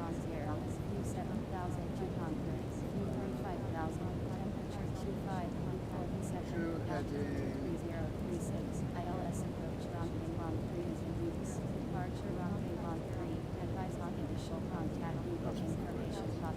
Rochester International Airport information pocket 2220 150 visibility 10 view 7,200 view 35,000 temperature 25 view 47 altimeter 3036 ILS approach runway 13 is in use departure runway 13 advise on initial contact you have information pocket Rochester International Airport information pocket 2220 150 visibility 10 view 7,200 view 35,000 temperature 25 view 47 altimeter 3036 ILS approach I'm going way up north. departure runway 13 advise on initial contact you have information pocket Rochester International Airport information pocket 2220 150 visibility 10 view 7,200 5,000, temperature 25, view 47, altimeter 3036, ILS approach runway 13 is in use. The only thing I could do right now is to drop that and put it back in it. That could crash. International Airport information pocket 2220. Right, hang on, let's try this. 150, visibility 10, view 7,200, view Clear this. 35,000, Let's temperature 25, view 47, altimeter 3036, ILS approach runway 13 is in use. Departure runway 13, advise on initial contact you have information pocket. Rochester International Airport information pocket 2220 Zulu 150 visibility 10, view 7,200, view 35,000, temperature 25, view 47, altimeter 3036, ILS approach runway 13 is in use. Departure runway 13, advise on initial contact you have information pocket. Rochester International Airport information pocket 2220 Zulu 150 visibility 10, view 7,200, view 35,000, temperature 25, view 47, altimeter 3036. Sounds like she's giving me a weather ILS report. approach runway 13 is in use. Departure runway 13, advise on initial contact you have information pocket. Rochester International Right, Airport that's probably what it is, information because pocket magnetic is 2220 right there. 150 visibility 10, view 7,200, True heading over there. view 35,000. Well, I've lost my temperature 25, information view for my 47, distance, so altimeter 3036, ILS route approach manager runway again. 13 I is need in to use. clear that. Departure Start runway again. 13, advise on initial contact you have information pocket.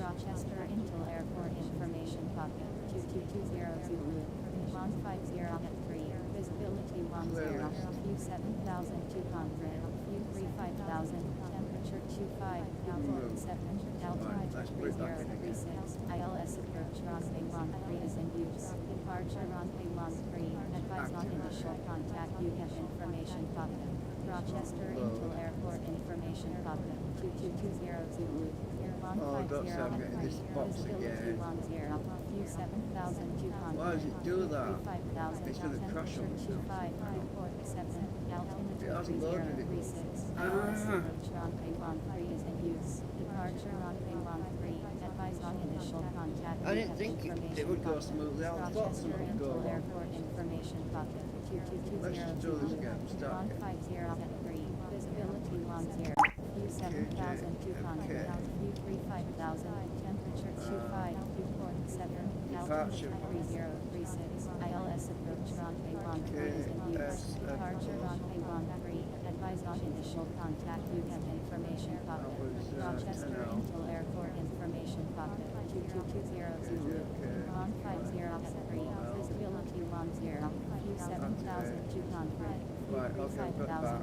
temperature 25, report 7, altimeter 3036, jump to- ILS approach runway 13 is in use, departure runway 13, advise I don't on wanna go back to initial KSFO, contact, no. information pocket, Rochester Intel Airport information pocket, 2220 Zulu, 150 turning now, aren't I? visibility 10, Yeah, 7200, view 35,000, altimeter 25, report 7, altimeter 3036, ILS approach runway 13 is in use, departure runway 13, advise on initial contact, you have information pocket, Rochester Intel Airport information pocket, It's turning me around. 2220 Zulu, 150 Nuts. visibility Why is it doing 10, that? view I left there. 7,200, I don't wanna go back there. view 35,000, temperature 25, report 7, altimeter 3036, Let's just put- ILS approach runway 13 is in use, departure runway 13, advise on initial contact, you have information pocket,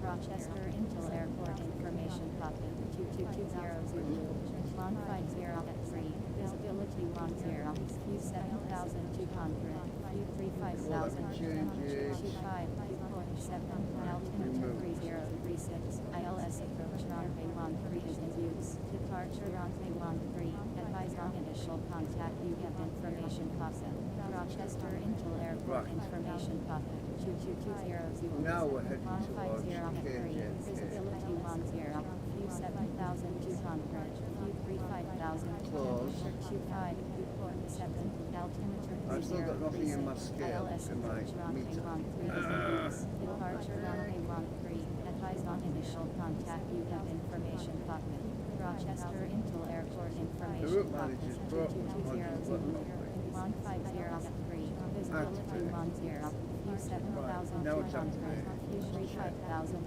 Yes, temperature we're back 25, on course. report 7, altimeter 3036, ILS approach runway 13 is in use, That was fun. departure runway 13, Let me check. advise So on I've got initial my contact, you have distance again. information pocket, I'm gonna be out of fuel by the time I get Rochester there. Intel Airport information I'm back pocket, on course, let's check. 2220 Zulu, 150 So I was flying up to the friggin' Greenland. 7,200, view 35,000, temperature 25, report 7, I should be turning now. ILS approach runway 13 is in use, departure runway 13, advise on We can all initial make contact, mistakes, you you have know. information pocket, I'm still Rochester going- Intel why the Airport hell am I information going? pocket, 2220 Zulu, 150 visibility 10, view 7,200, view 35,000, temperature 25, report 7, altimeter 3036, ILS approach runway 13 is in use, departure runway 13, advise on initial I'm supposed to be on contact, course information for pocket, down here. Rochester Intel Airport information Oh, flying over there. What? Oh, I'm turning. I lost. There must be a huge lag on this. I am turning. Oh, yeah.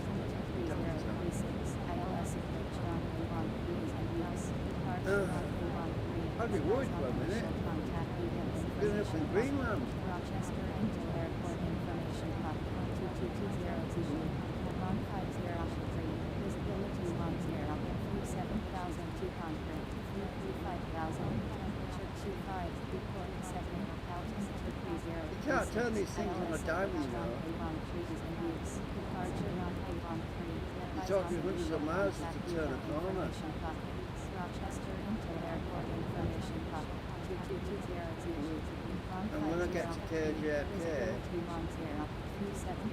I'm going to have to overfly it and do a go around now, because I'm coming in at the wrong angle. I'm going to be coming in from behind my brush path.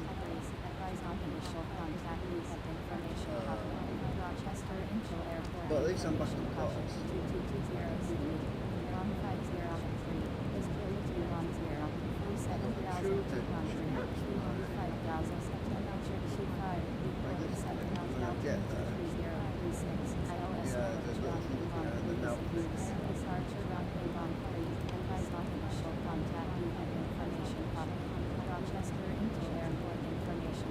I don't know if we're having a view.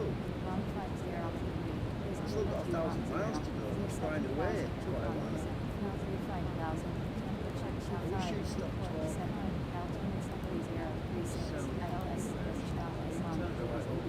She's giving me a freaking weather forecast.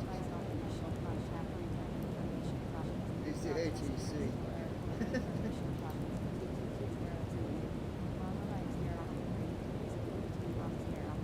You know what it is, I've flown into a region where the air traffic controls on that particular frequency, they can start to blurt out all this information. As soon as I get out of range, it'll stop. I'm not going to mess with the radio right now. To check my, yeah, I'm coming around.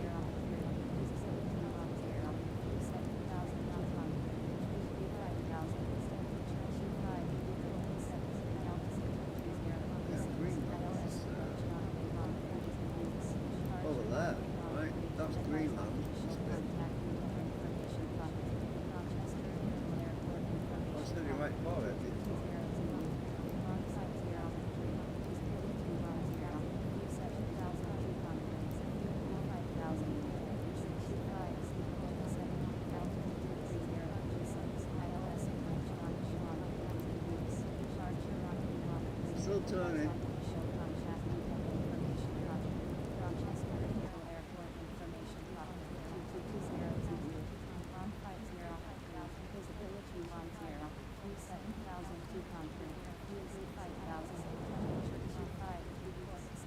I mean, when you're flying at Mach 2.2 and you're making a turn right, literally right,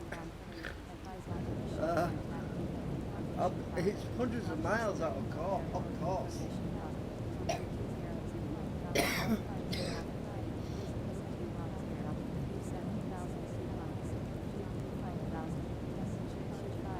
don't know what I was thinking when I changed my thing. Because I don't activate the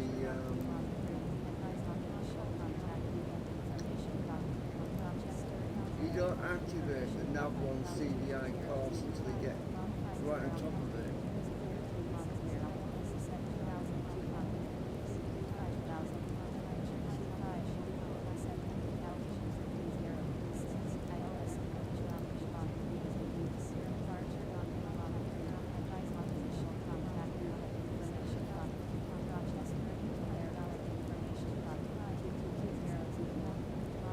To avoid losing my ILS landing sequence, I'm going to have to try and fly around the airport, not over it, because otherwise it will reset it.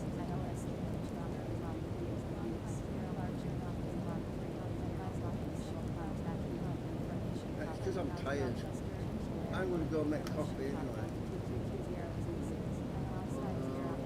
Lovely now though.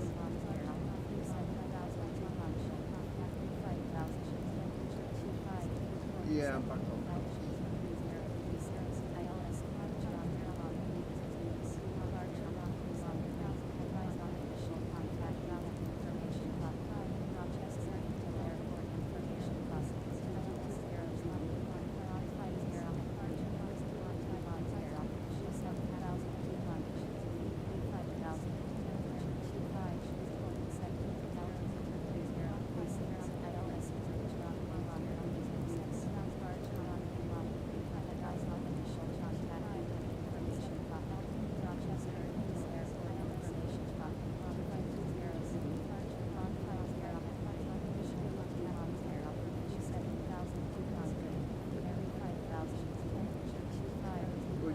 nautical mile about every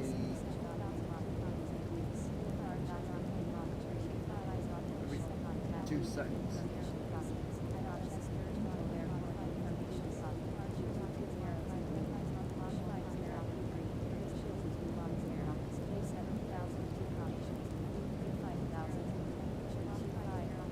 Not every 3 seconds. So 1 mile every 3 seconds. Or every 2 seconds. No, it's every 2 seconds.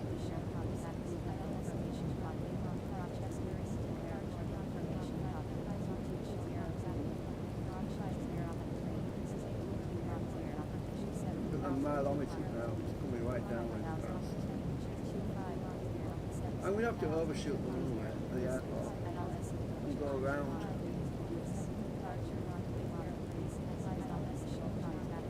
I just hope my fuel holds out.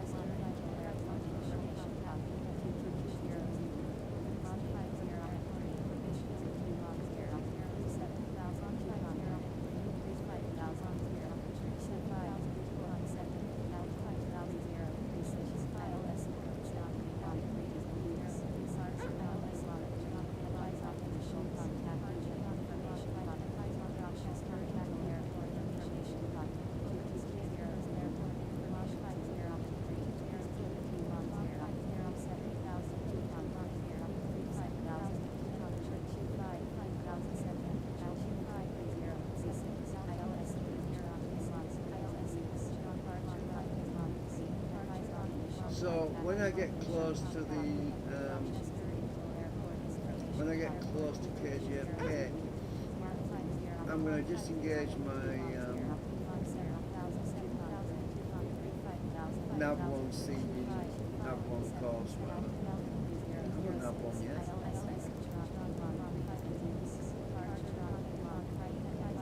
No, I'm on the GPS FMS heading class. Oh, yeah. Then I'm going to disable that, and I'm going to, so I don't fly directly over the airport, I'm going to go to magnetic heading. My magnetic heading is that. Oh look, they're lining up now. Almost. Arrows.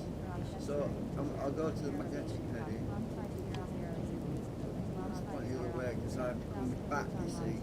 I'm approaching from the back end of the airport. That's why this needle's pointing the wrong way. So I have to go around. My magnetic heading was 31. I'll have to remember that number. So I'm going back to 31 when I'm approaching. But I'm going to use that to swing me around the airport.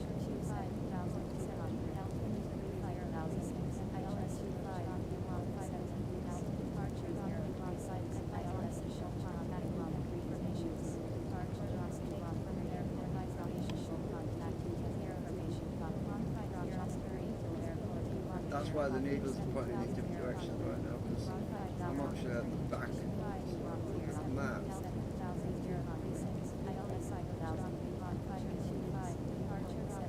That's my approach. I need to be flying in this direction on the approach, right? Well, at the moment, I'm right over here, so I'm coming at the wrong angle.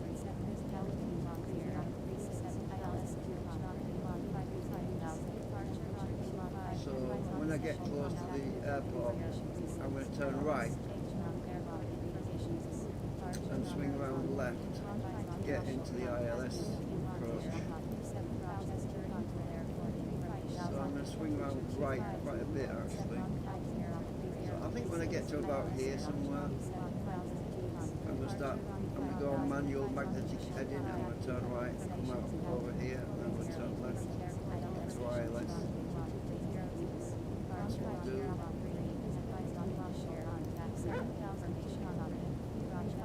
Anyway, I'm going to let myself cover.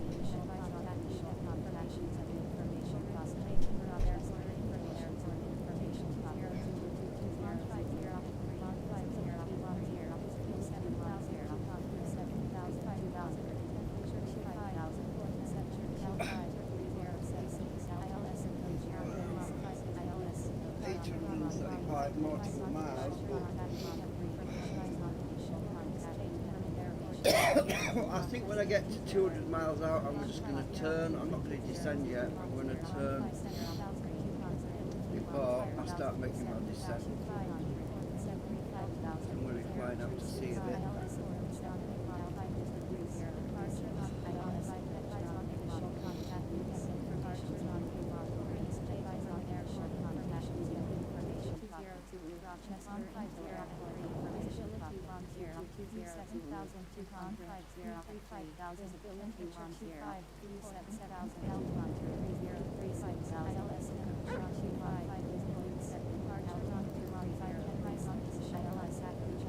I can't hear what she's saying. She's talking too fast. Initial contact, you have information copy. Rochester into It sounds like she's got multiple voices. 1050 visibility 10 altimeter 3032 ILS Oh, turn it off. That's better. Oh, she was giving me a headache.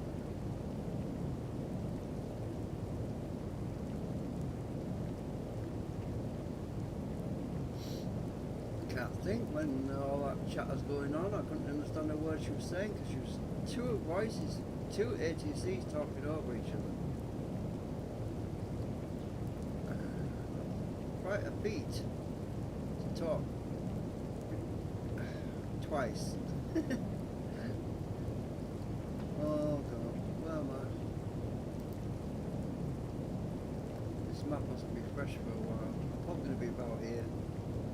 Oh, still out there.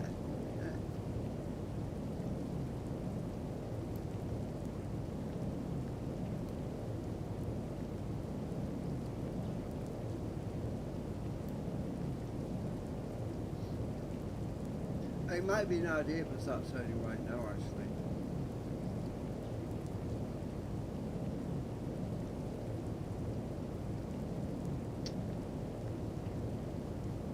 I don't want to mess up my estimated time of arrival, all this down here.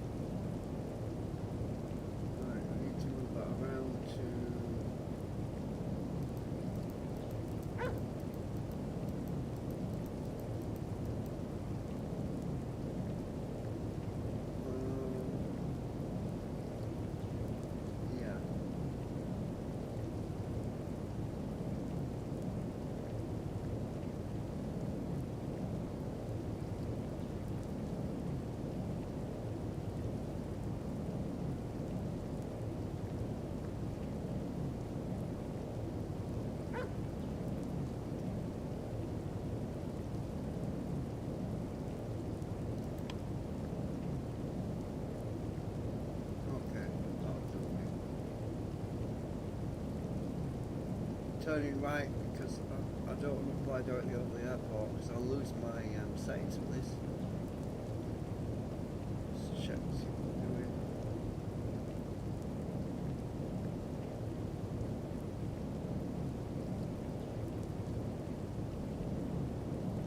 I'll cover more ground at Mach 2.2 than I will if I'm cruising at a slow speed. That's why I wanted to get the turning early. Because once I start descending, I'll save fuel anyway.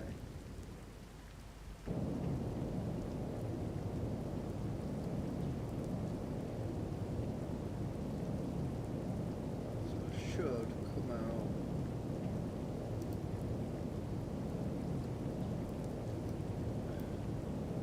Somewhere over here somewhere.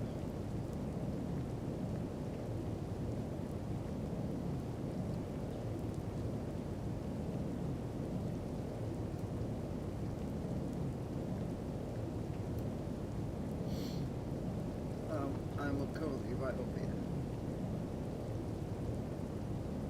So if I get down here, I'll start descending around here somewhere. Oh, maybe here.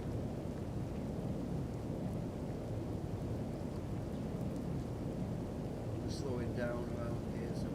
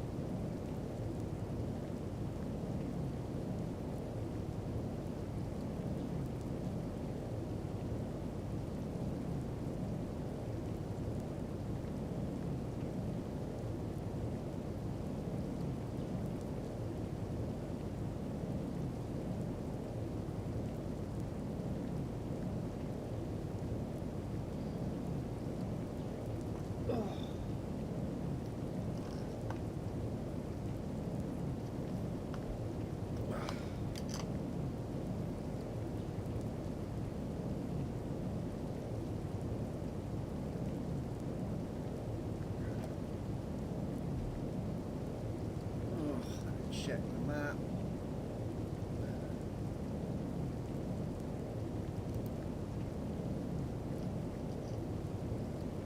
Oh, I'm coming a bit further out than I wanted.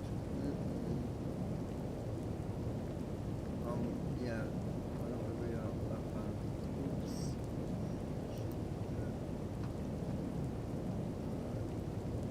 It's back there.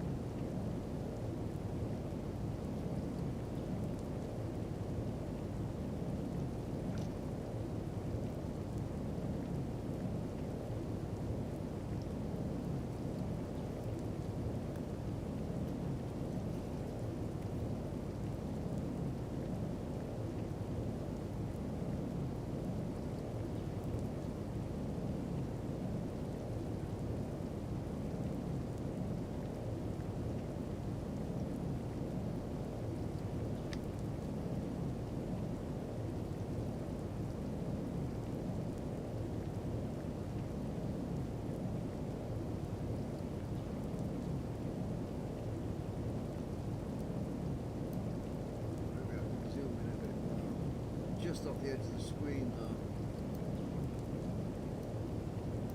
Wait until I get a bit closer.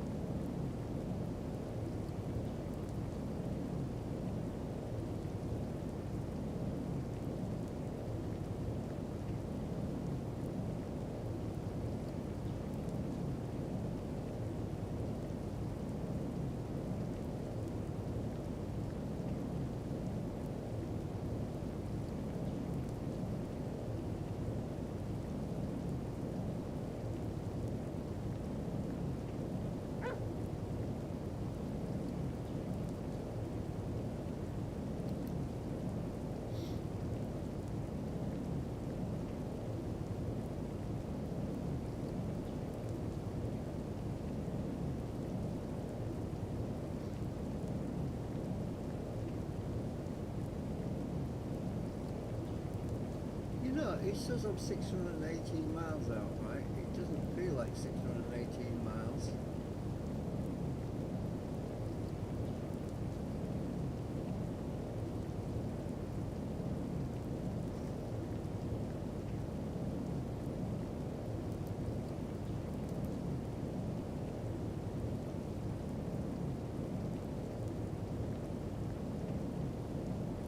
According to this, 31 minutes.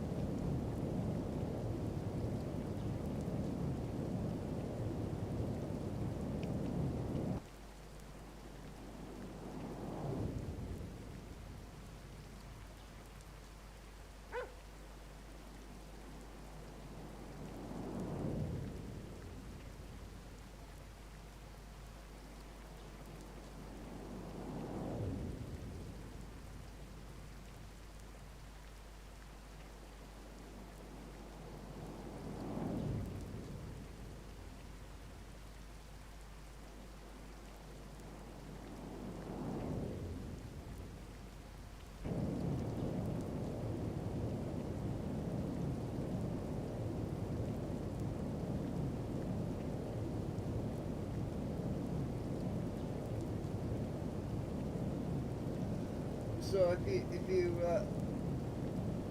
went up to make something to eat earlier and you disappeared on me, I went on a slight detour.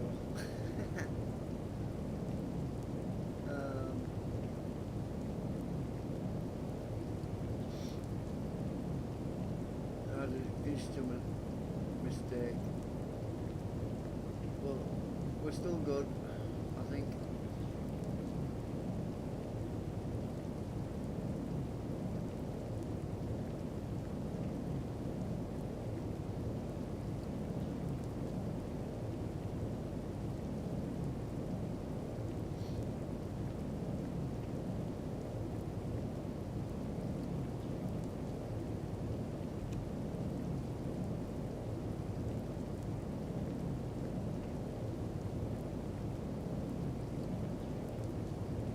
Of course, the miles, the distance will drop a lot slower now because I'm actually not flying directly at the destination because I'm flying slightly to the right of it, because I want to come out over here. I'm not flying directly at it, so I'm going to be over here somewhere. I'm going to start descending when I get around here, because of there could be mountains down here. I don't want to descend here, because, well, I'll slow down as well. I'll burn up a lot of fuel if I drop altitude now anyway. I want to be pretty close to the coast, because I don't want to be hitting any mountains. There's probably going to be a mountain ridge right here. This looks like a mountain ridge here.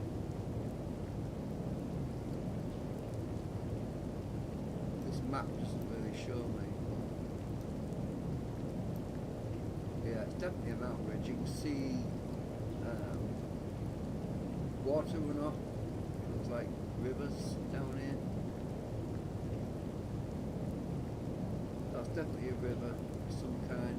Goes all the way down. So this is probably a mountain ridge. So once I get over this bit, I can start to think about losing altitude.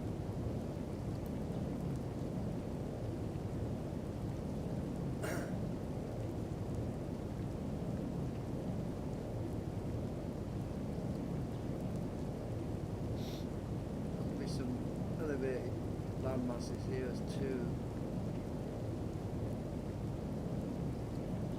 I'm not in. I don't live in America, so I'm not that familiar with this land area really. I'm trying to remember years ago. I think I'm pretty sure there's some pretty big mountains around here, but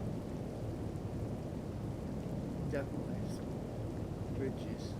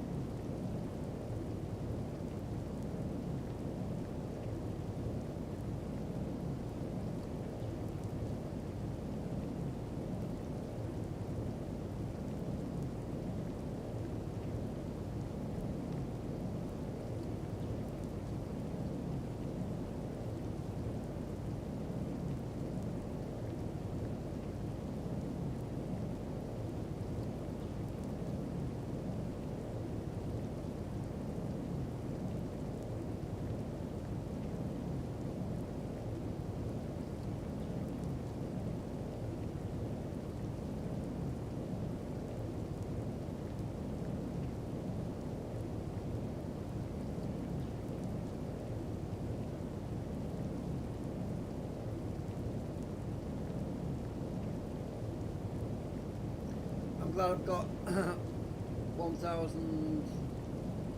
10,415 kilograms of fuel in my reserve tank where I need it.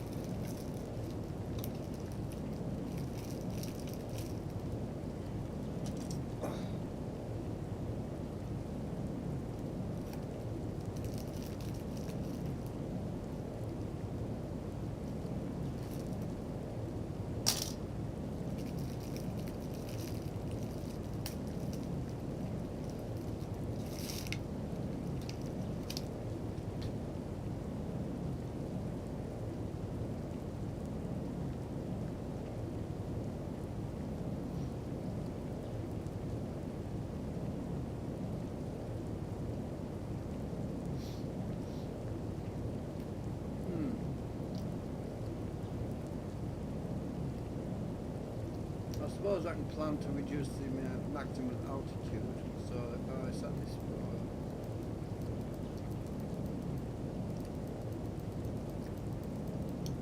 4,000 feet.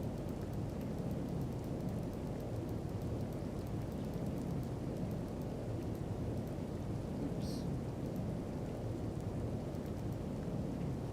So when I get to descent, I don't drop too low down, I'll drop down to 4,000 feet, and it'll be I'll be able to get into the glide slope more easily from that altitude. So let's have a look at these gauges. Right. So I'm on the magnetic heading, I'm going to be on the true heading. So my true heading is going to be in that direction once I get closer to the arrival point. Magnetic heading is pretty much opposite.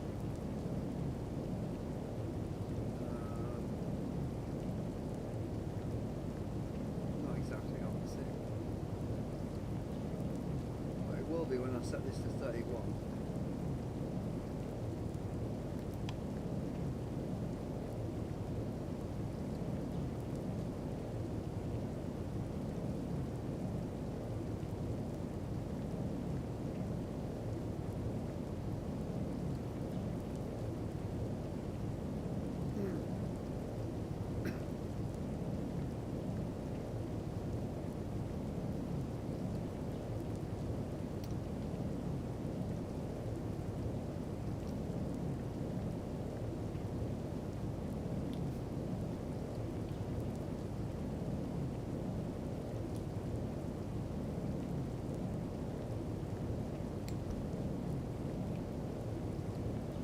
I wonder if I've got any messages in Second Life.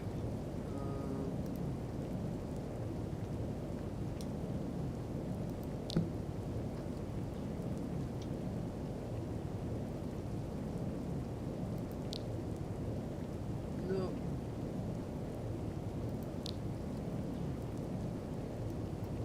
Everybody's out doing their own thing.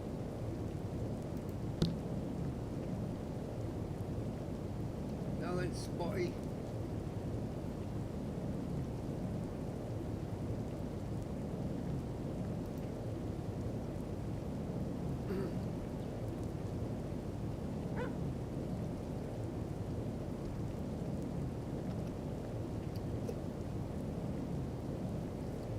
Right, so where are we at now?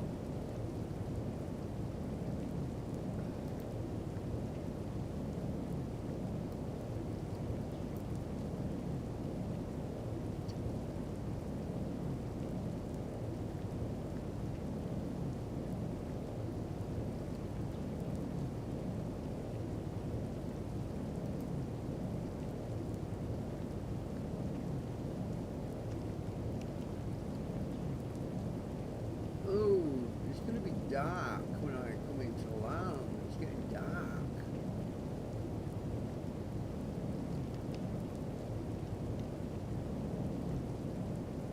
Definitely getting dark.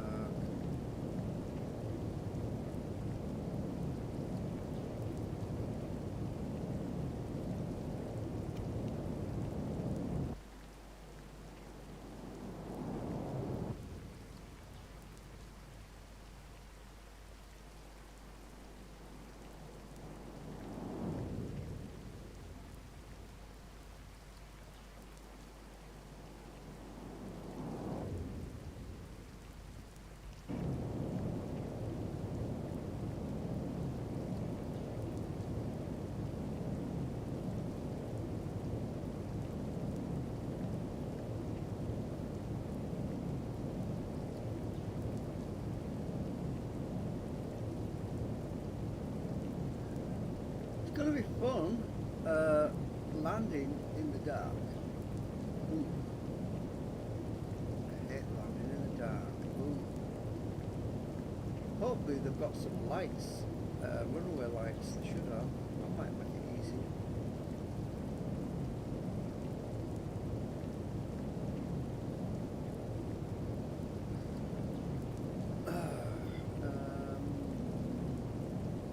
I would estimate that when we get over the ocean, I'm going to be about 200 nautical miles out. When this altitude thing here stops moving, that's when I'm perpendicular, as in at right angles, so the target over that way, and I'll be coming perpendicular to it, and if that mileage distance starts to go up,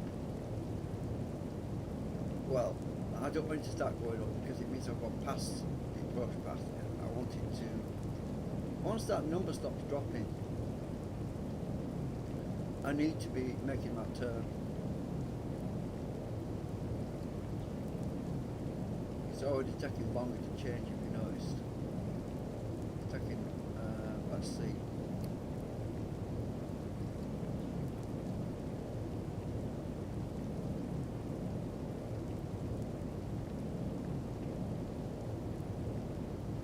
Nearly 8 seconds now for it to change.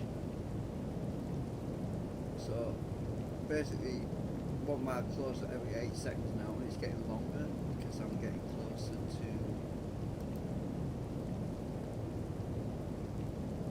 the approach path, which is this way. When I get over here, that mileage won't drop at all until I turn into it. I'm already coming out over water here. Coming out over here. It'd be perfect for the approach. Let me just check mine. Oh, yeah, it's actually this is the approach. So the approach is actually this way. So when I get to about this point,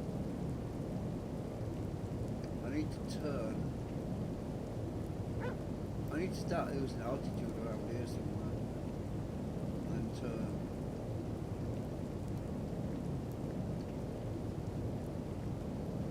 I might have to dump some fuel. I don't know yet. Oh, actually no, I'll be fine. Most of my tanks are empty. I think we're just going to make it. Oh, it's going to be close again. Don't you like close? I mean, everyone watches movies and it's like, oh, everything comes at the last minute,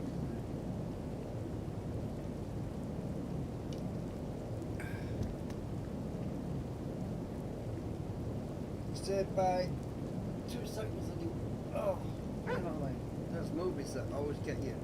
Like, oh, he's about to die, oh no. And then the saving comes right at the last second. Well, this is where we're going to be because my fuel is literally going to be right on the edge.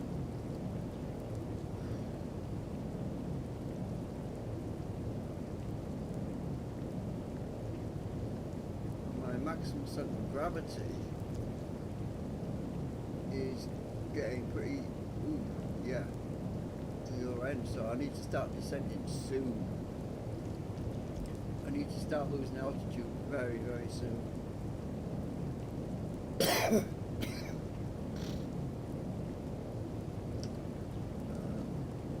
me check something. I just want to get over this friggin' ridge here, this bridge. Once I get over that ridge, I'm going to start descending.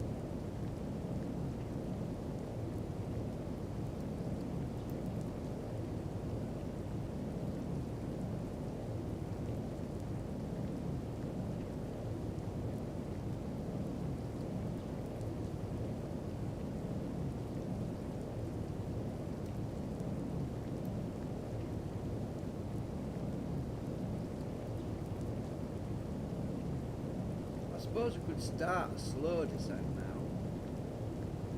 I'm almost right on it. Let's see.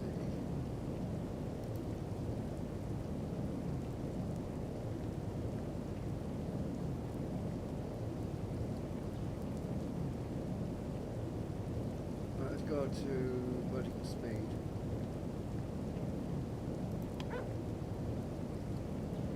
Start descending slightly.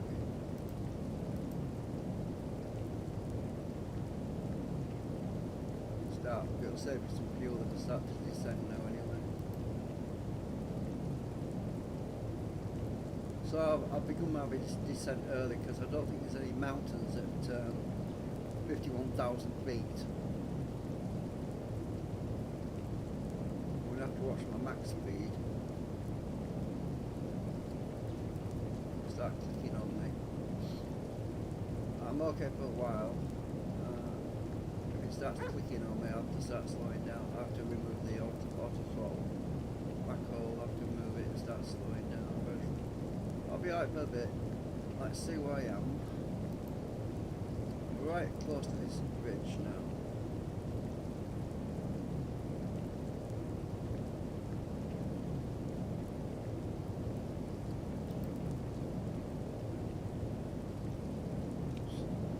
Oh god, it is getting dark. Can't see no mountains poking up out of the ground.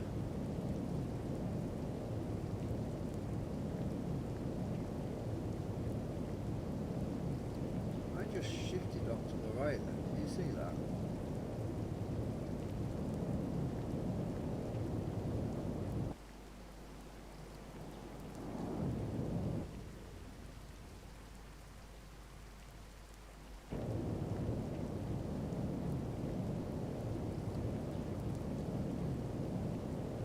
I think I'm going to close second line. I hope before I actually get too close to the landing, because it might cause me some issues when I get close to the ground.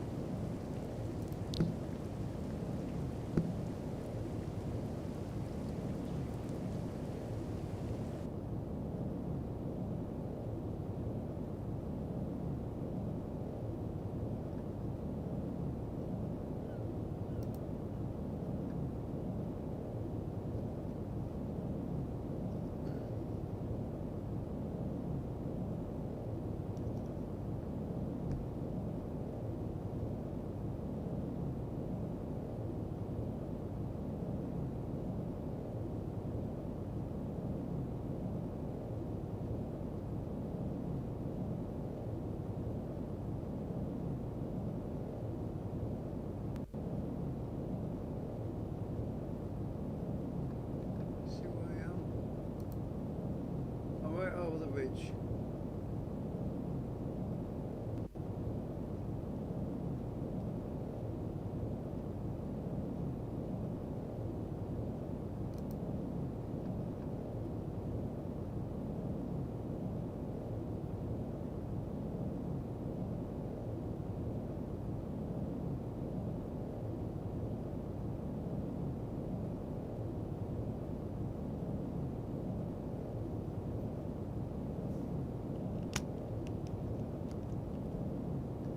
It's getting dark already.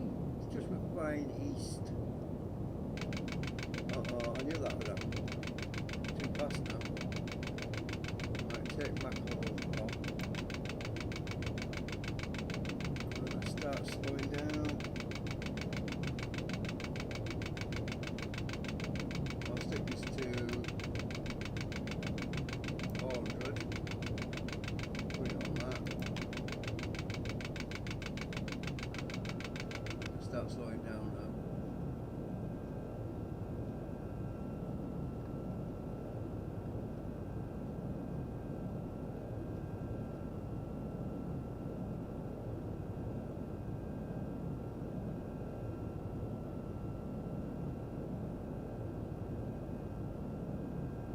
Start losing altitude.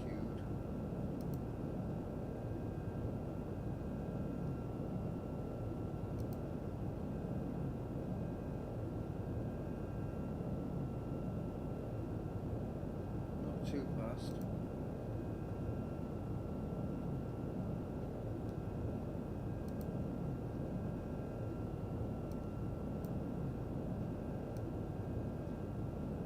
Yeah, because that approach path.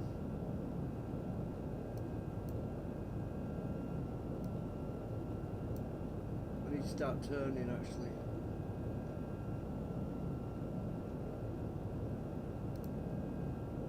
Right, so let's turn my go to magnetic heading.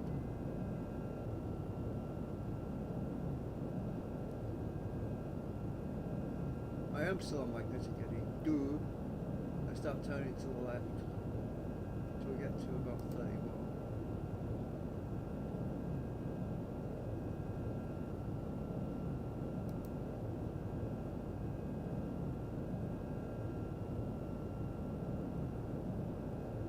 So we should be doing a left-hand turn right now. Yeah. I'll switch back to instrument. I'll switch back to this in a second. Once I get these meters lined up. Coming around. True head is coming around. Look, swinging around clockwise. That's just right. I need to move that a bit more. Move this a bit more.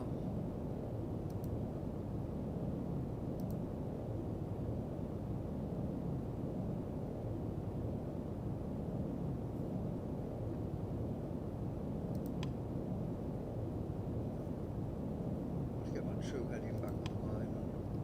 Let's see where I am. Down here. I need to get my altitude. I need to start losing altitude much faster than I am.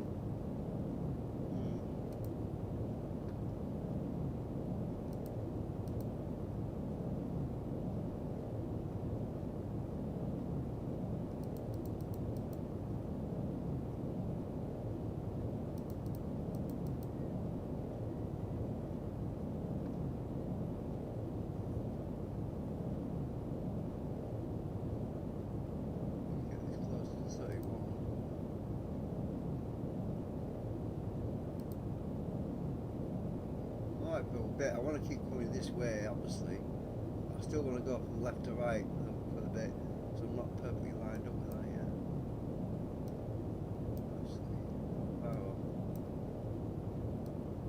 About tall. I'll leave it. I'll stay on this heading until I get to about here.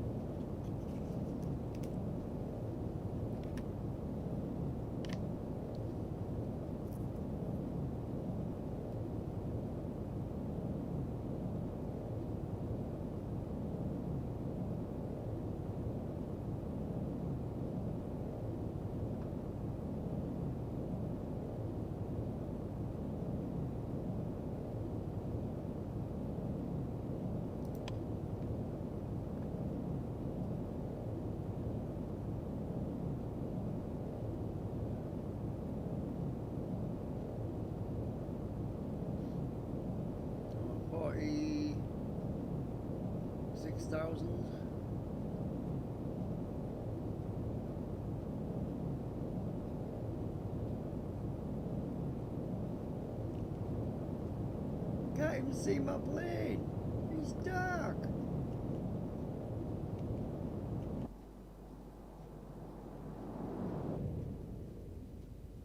I hope I don't forget to put my gear down because I can't see now. Oh, I could set it to daytime mode, couldn't I? Let's not cheat. Let's try and do a nighttime flying. You can expect me to crash though, because I won't be able to see the runway unless there's lights, and I can't remember if we've got runway lights. We should have. I think we do.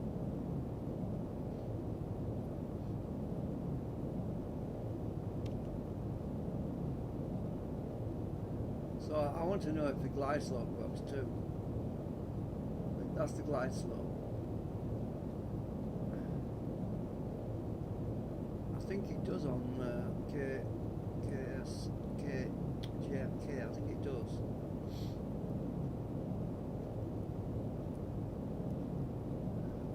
Oh, let's see what I am. I'm a visual person. I like maps.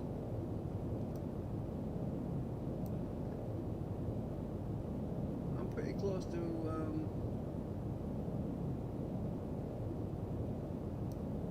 much, pals. I think yeah, I need to turn a bit more now.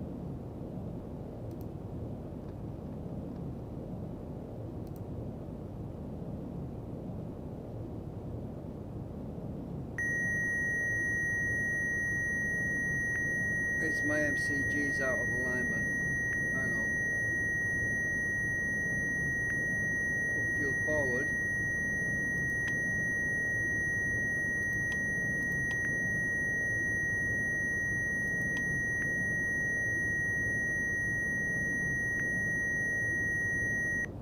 There we go.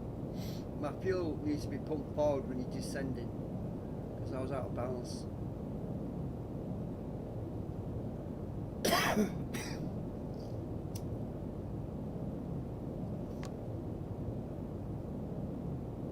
leave the cross feed on. Forward, still. This is going to be close. Right, so these needles need to line up on my magnetic or true heading at some point. They're coming close together, they're not yet, so my true heading is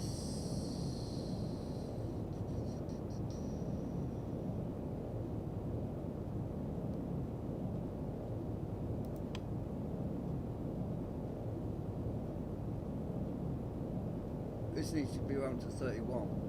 I can't. Hang on, is that right? That can't be right. Oh well, I'll figure it out in a minute. Let me just check something.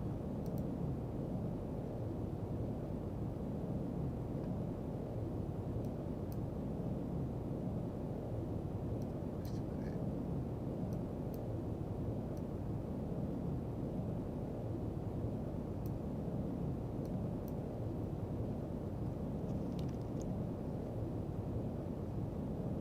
Yeah, my magnetic heading should be about 31 on the approach. But at the moment, I am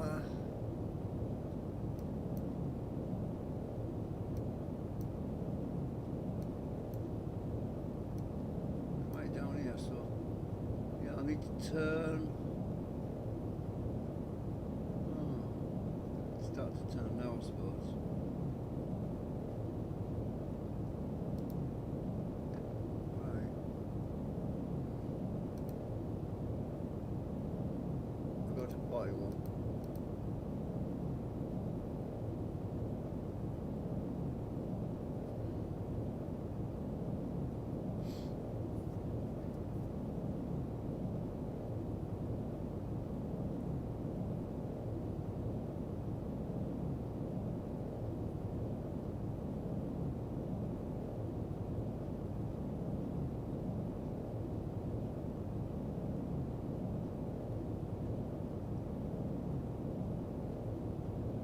Make sure I've got this right. Oops. What am I doing?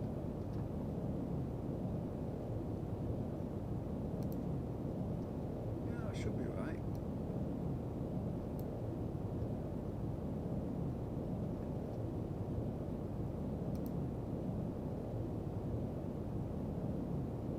Yeah, because there's the mark. So I'll drop this to 31 as soon as I get bang on course. So I'm still swinging in a bit. These miles should start dropping quickly, more quickly. But I'm slowing down too, so I need to slow down more. I need to bring the nose down and the gear down.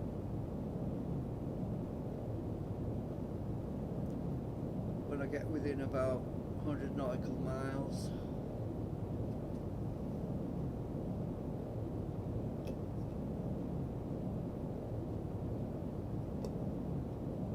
What's my altitude? 39,000 feet.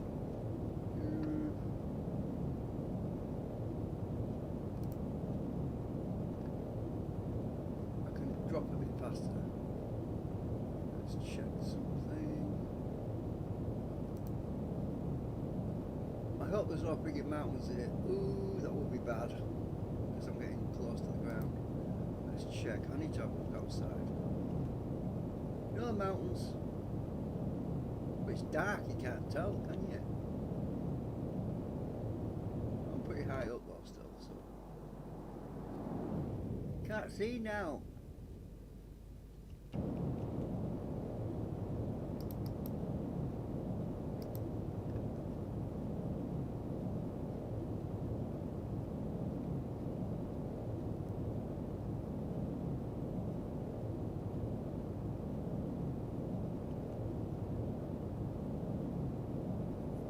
Uh, 263 nautical miles out at 38,000 feet.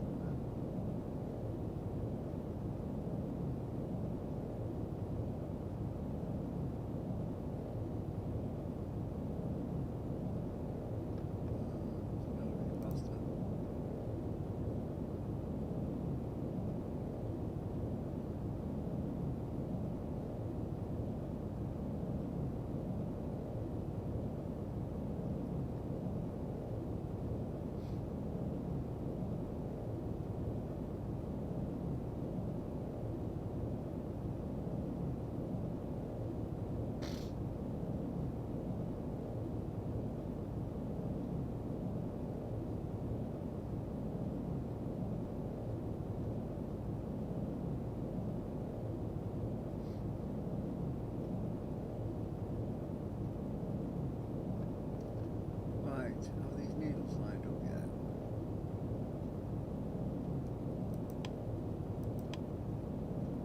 What the heck? Ooh, look at that. I just crossed. I need to switch over to ins. Yeah, otherwise that needle just swung over. The ins will bring me directly on course now, because when that needle swung past, you got to watch out for that. That means that I've just crossed over to the other side of the approach path. And that needle just swung over. Anyway, let me just check. True. Yeah, I need to be more to the right now instead of to the left. I was turning left. Now I need to turn right. So, true heading and magnetic heading is supposed to line up. There's my magnetic thingy up there. And that wants to be at 31. Why is it pointing down? Shouldn't be.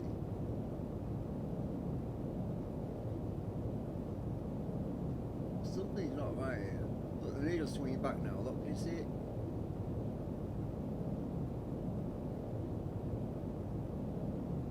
Well, I want true heading. Now that needle, the line in the middle, that's when I'm. These are supposed to line up.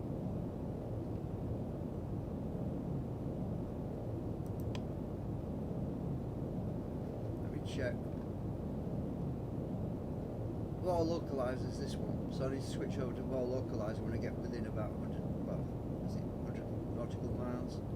Wall localizer will bring me on down the glide slope, and I'll stick the glide slope on as well. Close enough. If it crashes, it's not my fault, it's because the ILS is messed up. We'll find out. Right, about 34,000 feet. Check the map.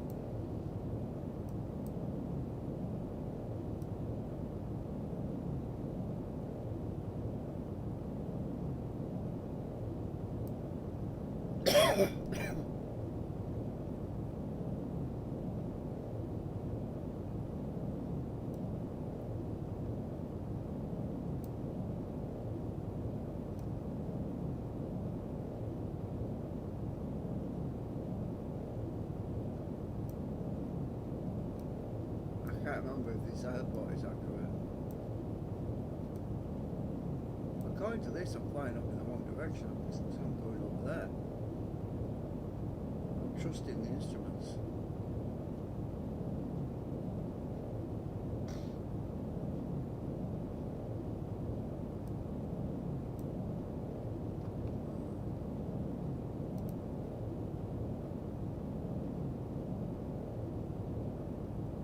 Hang on a minute.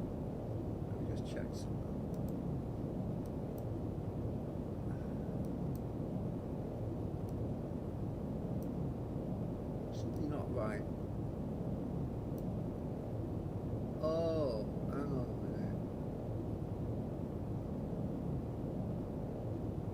That's 22 out of that one. Yeah.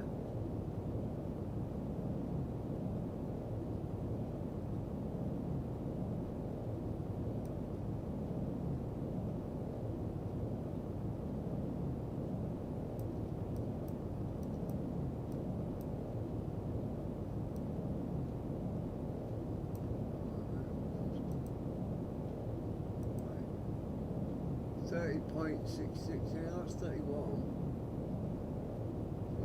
Weird. Should be right.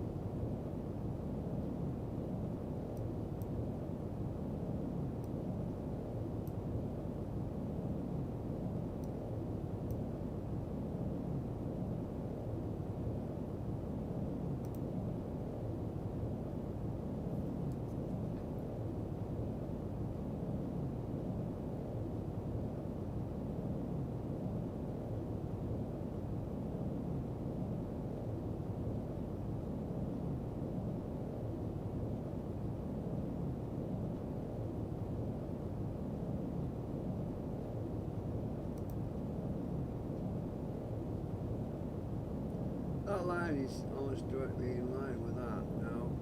What else going on here? Have I forgotten something? No, what?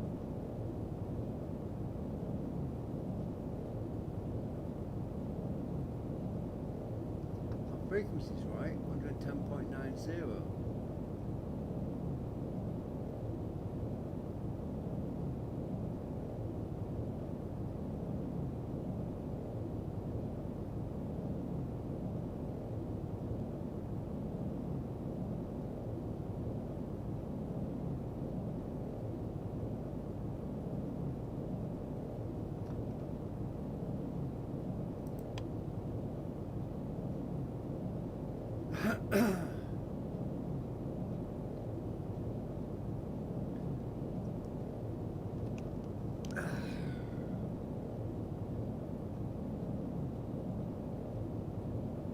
You know, this localizer is off. It's over here, look.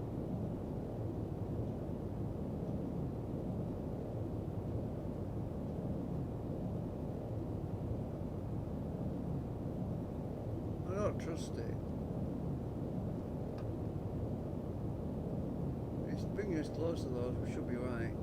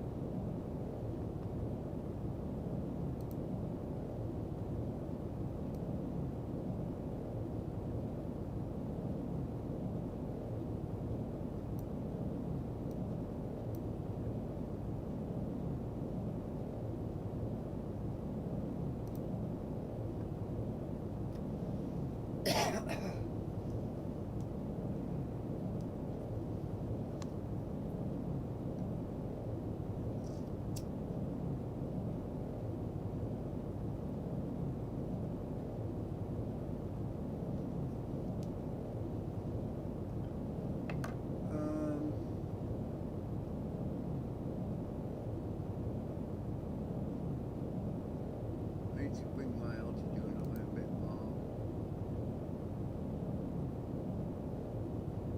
Check out the window. I can't see now.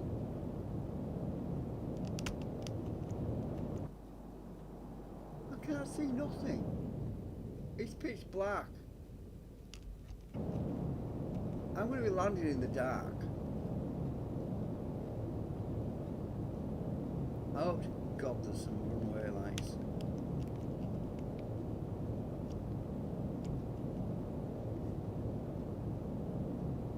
It must be cloudy skies. I can't even see if there's a mountain. Well, all I've got is the map. Because I can't see now. There could be a big mountain here and I could smack into it. Well, what am I at? I'm at 26,000 feet, so I should be alright.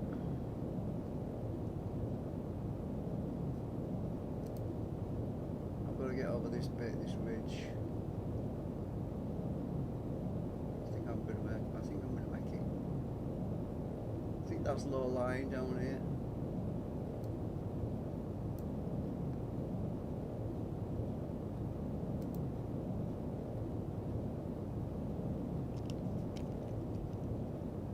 Looking out the window, it's pitch black.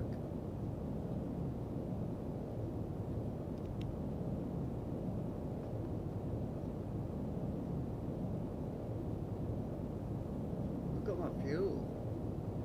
Whew.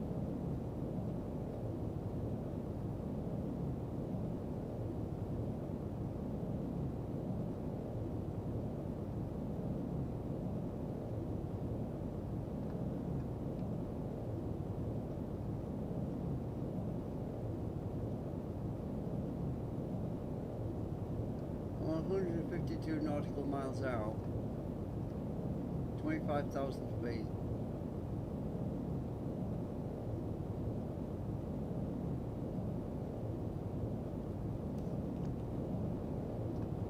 And I can't see a bloody thing. Engines look nice in the dark.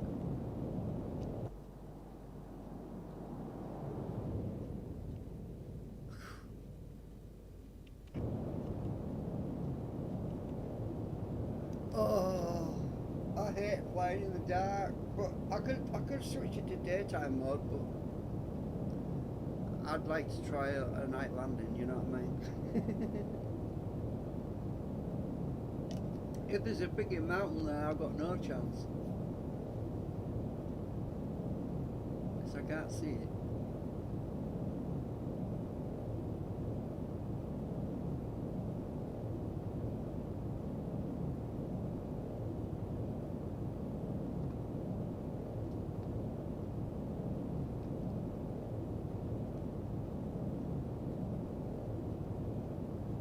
I can just forget the magnetic heading now, just stick to the true heading and rely on my boat localizer, which is this one. When I get within 100 miles and be at 3,000 feet, I might knock this down to 3,000. Because I don't think we're going to have much time to lose altitude when I get there.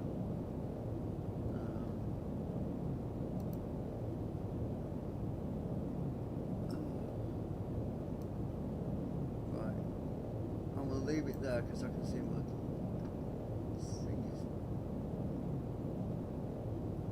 hard to see. I need to be down here when I'm on approach, where my mouse is. I think I'm a bit to the left. Well, if I have to turn to the right bit, I'll have to do that manually. Let me check my magnetic. My magnetic heading. It's right over here. Hang on. My magnetic heading is where?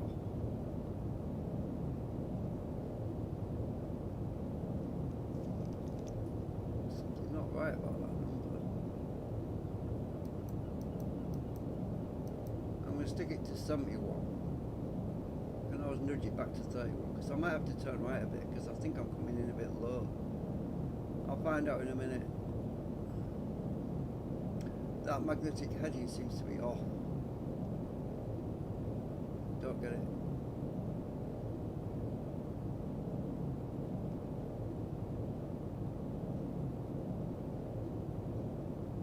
I'm on instrument navigation at the moment.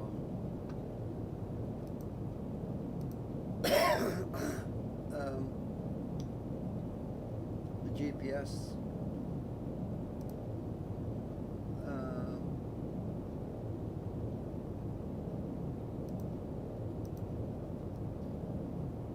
I'm currently on GPS FMS heading 40 degrees.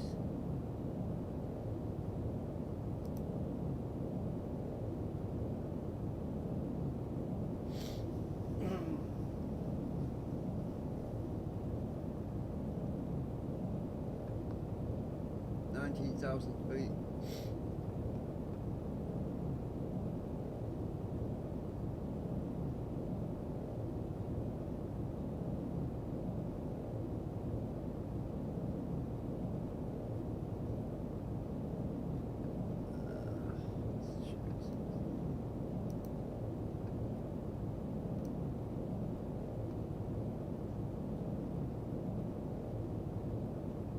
too far to the left, I'm sure I am. I'm over here, I should be over here. Or there. I should be here, not over here. What the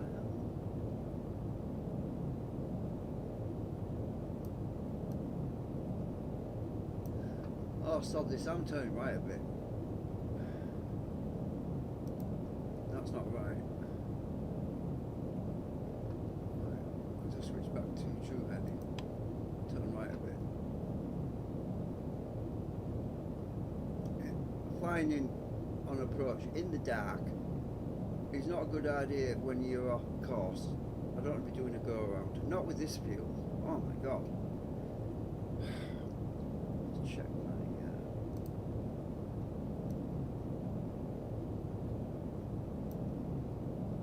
let's just start turning. Yeah, turning. Something not right with them. I'm 100 nautical miles and I'm at 16,000 feet. Drop a bit faster.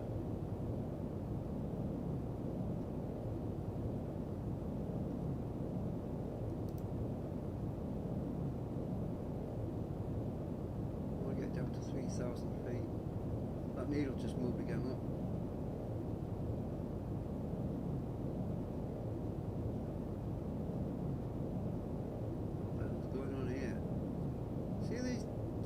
Going up and down. Check my shoe heading.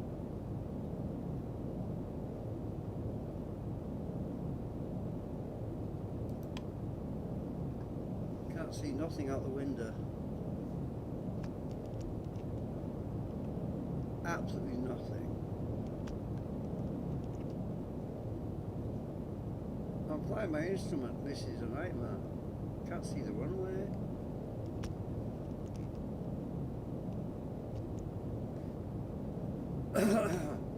If this was real life and I was a passenger and the pilot was saying, I can't see a bloody thing, I'd be panicking. I'd be going, oh my god, the pilot doesn't know what he's doing.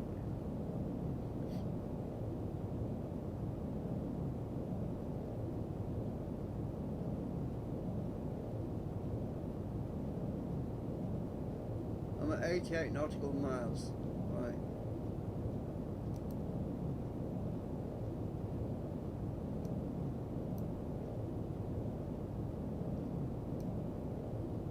I am just coming into the approach path. I should better put the ball up.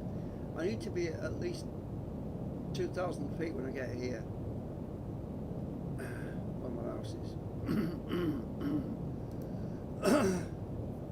I should say at most 2,000 feet. I'm not coming down fast enough.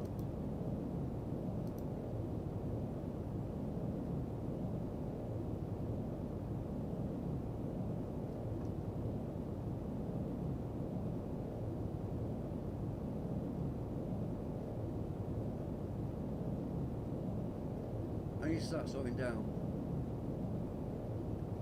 Right, I'm at 400 knots right now. Auto throttle's on.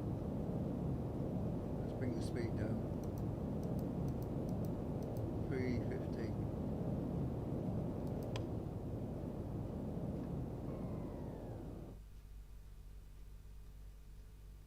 Bring the nose down.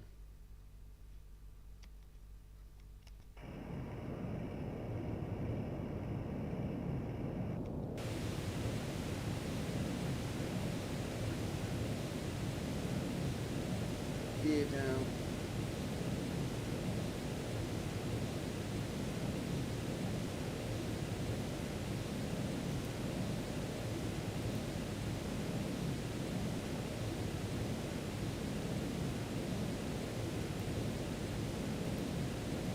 I can't see the freaking gear.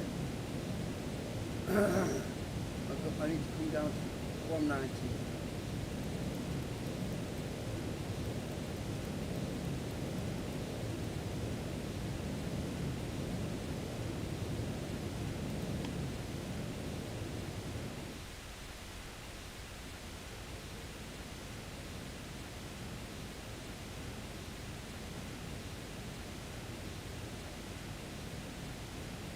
190 knots.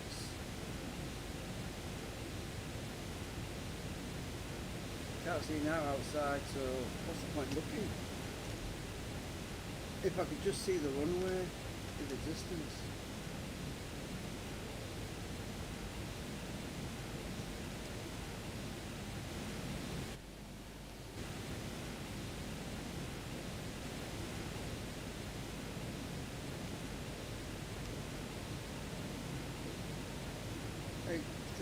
Feet.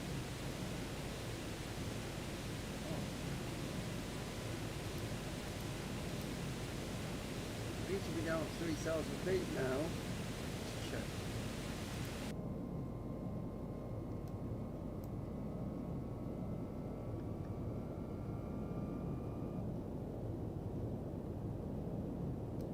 I think I'm going to be alright.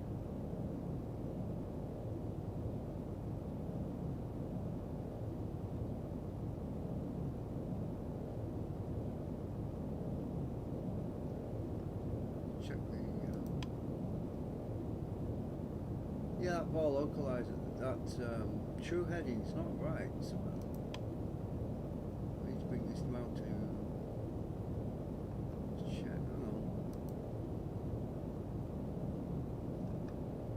So I'm okay. I'm still on the right track.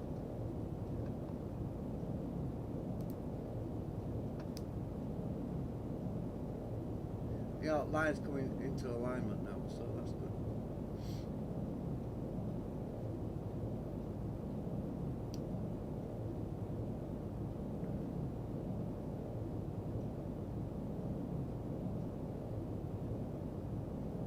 My wheel didn't come down, did it? Just a minute. Swap panels. Swap.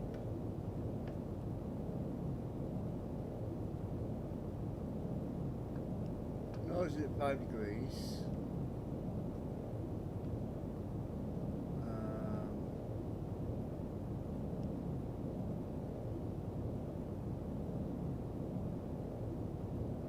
Is that gear? I think that's gear. The top.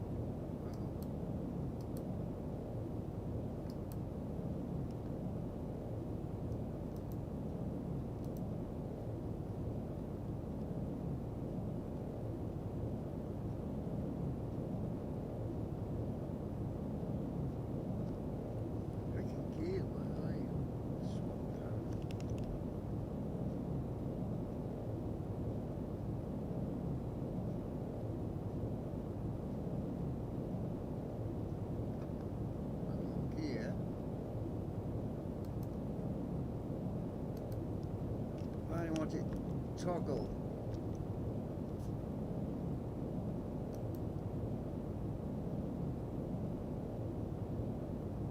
I can't get the gear down.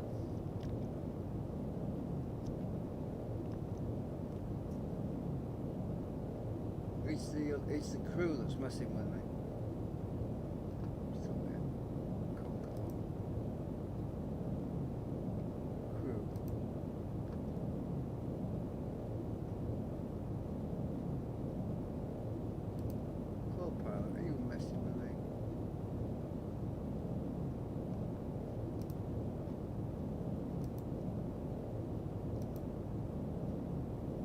Get the damn gear down.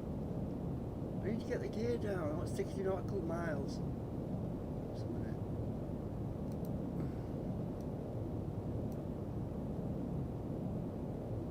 Maybe I'm not far. Maybe I'm not close enough. I just don't want to be doing it at the last minute. Oh. Alright, I'll leave him on.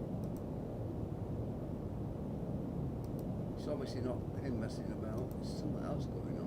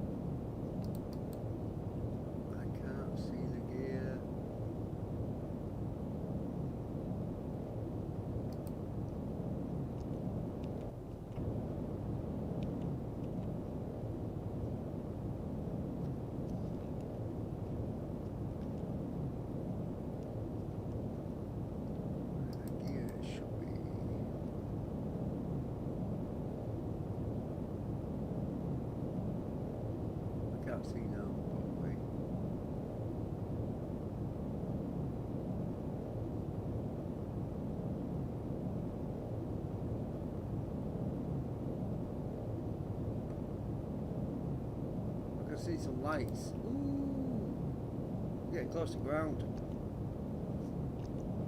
I can see lights. We might see the runway soon.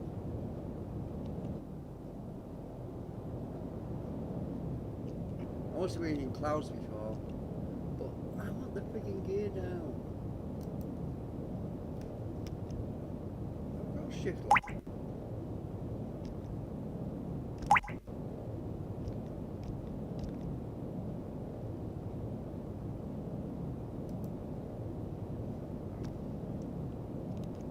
Well, brakes are on.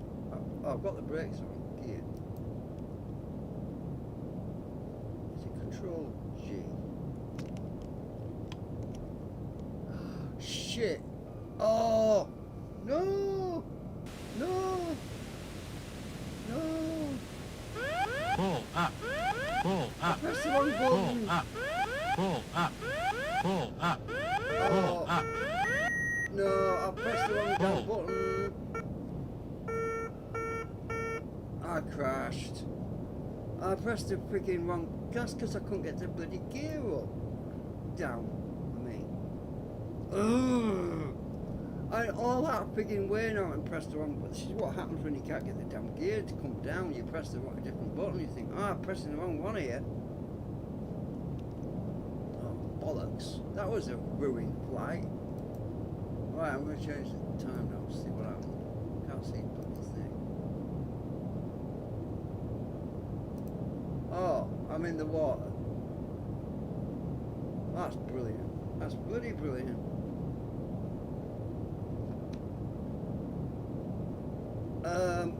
Yeah. Upside down.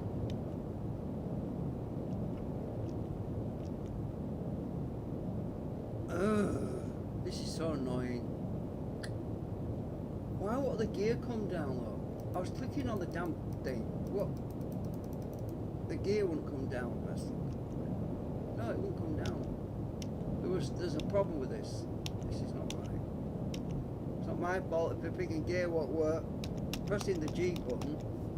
Shift G. Oh, now it comes down. Look. I pressed it 3 times and it came now. Huh, yeah, bit late. Bit friggin' late. Alright, I'm going to try something. Because I'm not going to give up. Right, I'm going to find the nearest airport to KJFK and I'm going to resume my flight from there. And I want to be with minimal fuel.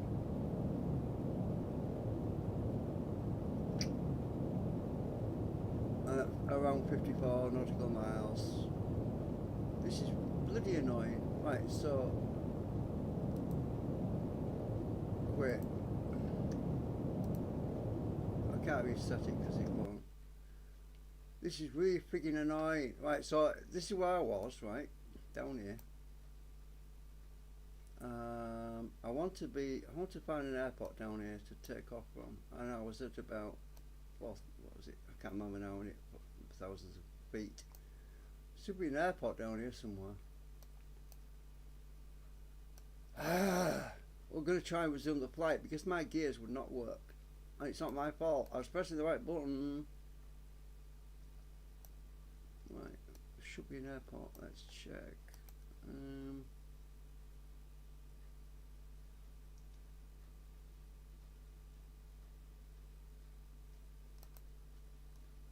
I want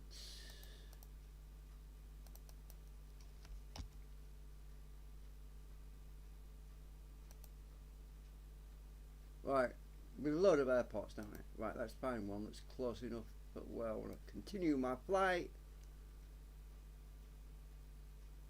Let's find, oh, there's one down here, look.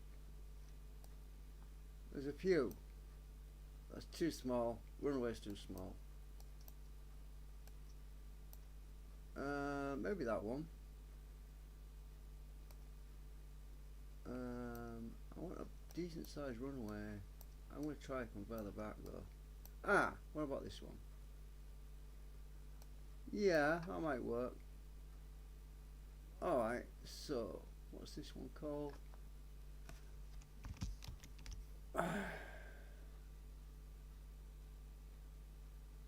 Pans? No, it can't be it. That must be military. No, it can't be. Hang on. Find some that's got ball localizers or something, because most of these don't have it. Warren? That's hospital. What's this one? Warren Grove Range NJ24. No, that's not an airport, is it? That's tiny.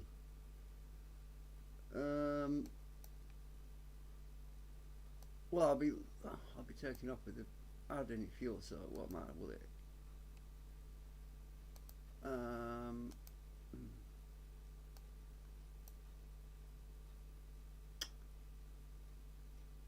Oh, this looks like a major. Oh, that's a ball localizer. These ball localizers are sometimes not on the actual airport. That's probably why it's throwing me off. What's this one?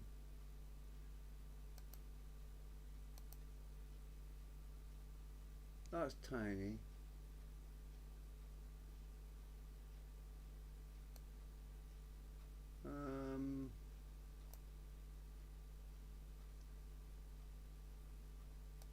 I'm just going to have to take off on my tiny airport.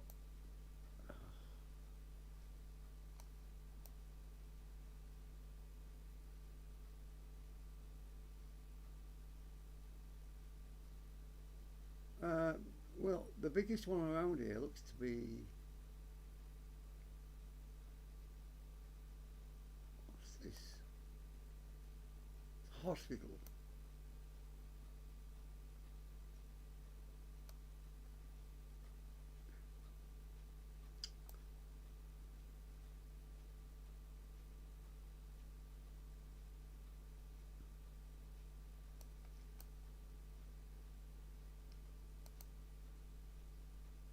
Six NJO. That's tiny.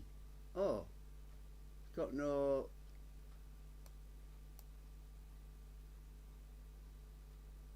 Decent telemetry, whatever it is.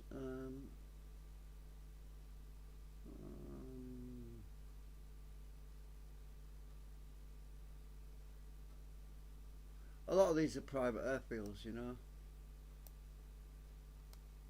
Ah, what's this? Coil field?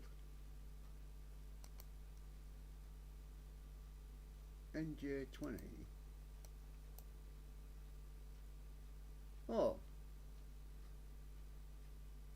Alright, I'll try that. NJ20.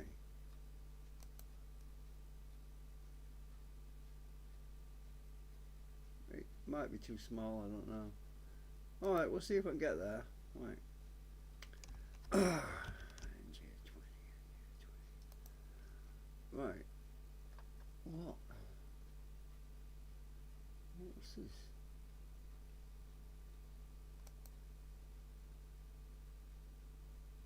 Oh, did I crash? Oh, hang on. Right, so open. Right. Location. Right, try.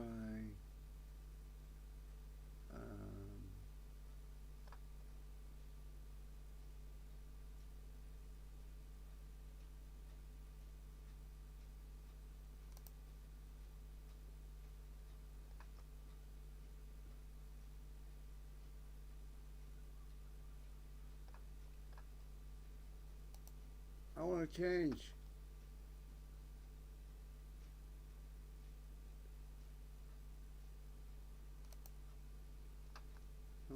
Back.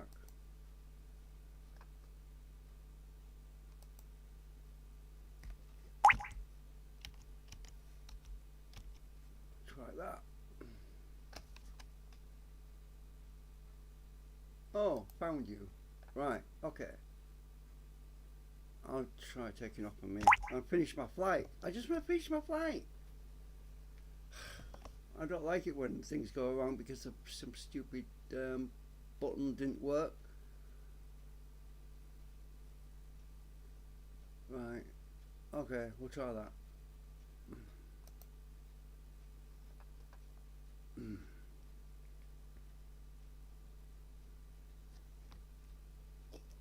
Oh, turn my joystick down.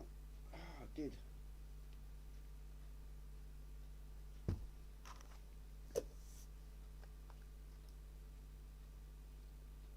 Oh, yeah, it's not even a proper runaway, is it? Oops. Oh, it looks like a freaking private airfield. Oh, well, it's gonna have to do. Right. One pause mode. Take pause off. Oh, I've still got full fuel as well. Oh. Let's check my rudders. Yeah, we're all good. Freaking fuel. Right, fuel. We have full load of fuel. I want minimum fuel. Fuel. Min fuel.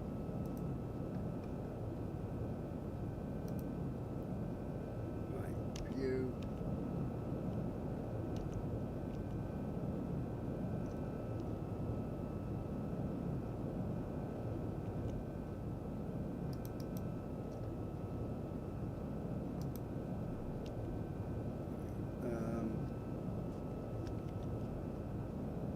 Alright, we've got minimum fuel. Oh my god, this is going to be a short flight. I've got even less than what I had before. Oh, that's wrong. Fuel.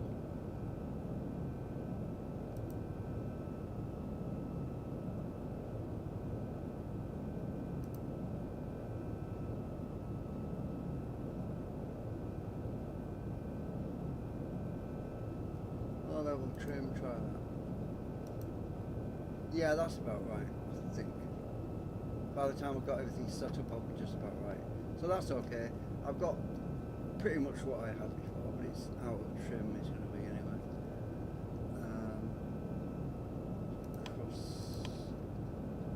And everything, all my settings have gone. So what was it, 110? 110.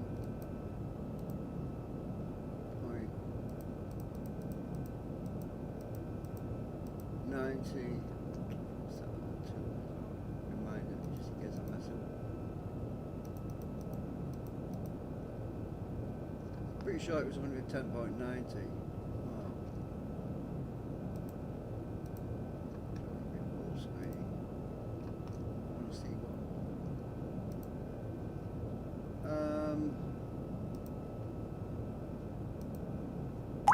I'm really annoyed. I'm really annoyed, I was so close.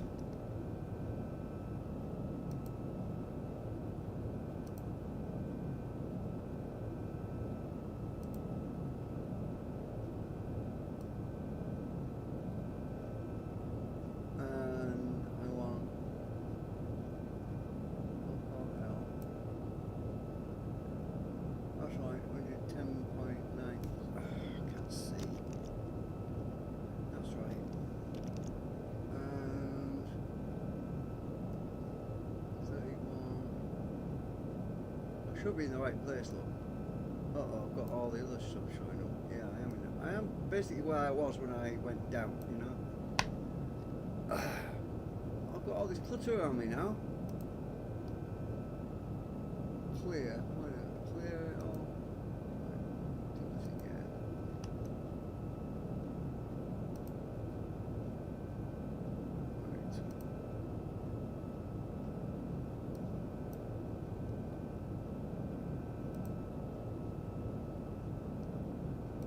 Right, that's basically where I was. When I finish this flight, I'm not giving up.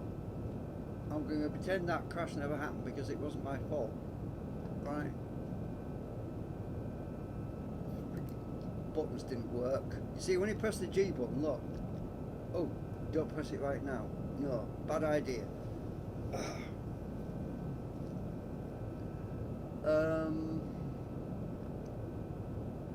That was 31. I spotted one before. No, buttons aren't working. See what happens? Something's not working here. Why is it not? What is wrong with this? There's something wrong with this sim.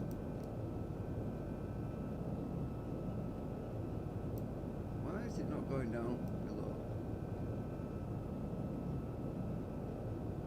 It's not going down. Alright, let's get up to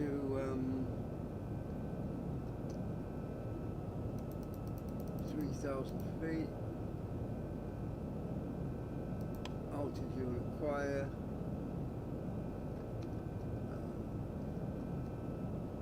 Verticals. I use pitch hold.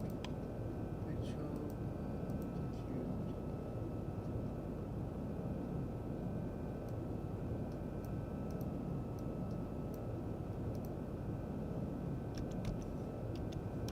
Top 0.5.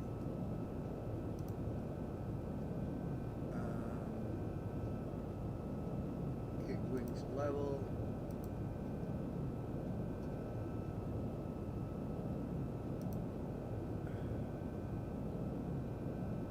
Something weird going on with this plane. Bugs. I just want to get up in the air right now. And it's daytime. That doesn't help because it's not natural. Because it was night time. I was trying to land. But anyway, I'm just gonna land it in the daytime because I want to see what's going on anyway. Right. Full throttle. Brakes off. Going off the runway, look. Cause the freaking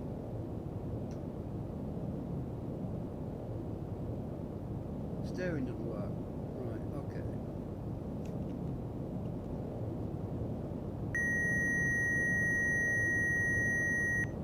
Okay, that was a bit worrying. Pitch hold is too steep now. Pitch hold. 11. I'm very light. How did it feel? 11.5 to do it, so I'm not heavy. Right, I've got to get my wheels up. Now press the G key.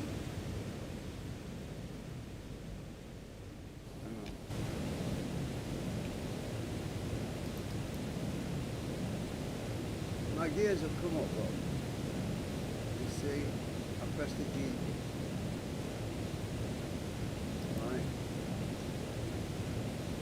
Right, all through that.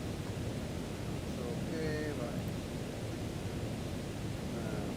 Cockpit view. Altitude require 3,000.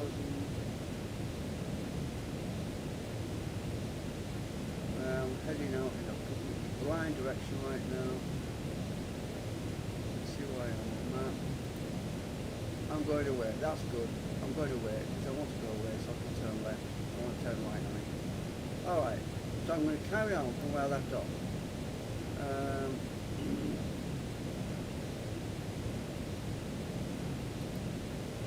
Right, so we got to 3,000 feet. Anyway, I'm going to program the flight planner.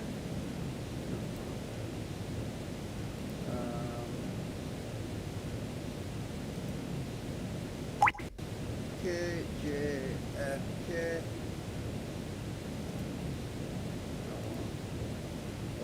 L.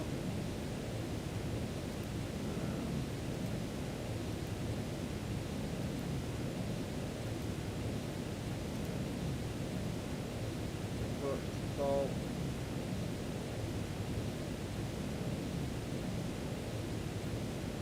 Load. Don't give me this crap again. Right, I'm going to activate it when I turn around with it. Close. When I've got to 3,000 feet, I'm going to activate it, not yet. Right, so where am I going? Magnetic heading. I don't know where the hell I am. I'm going up to sea. Oh no.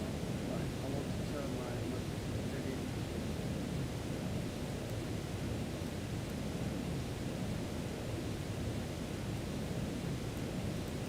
turn right.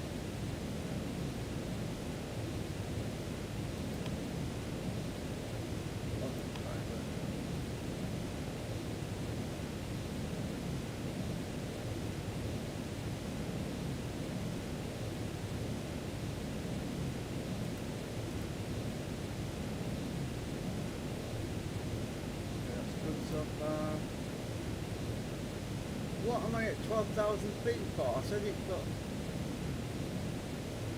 it for 3,000 feet underneath. It's at 30,000 feet already. Vertical speed.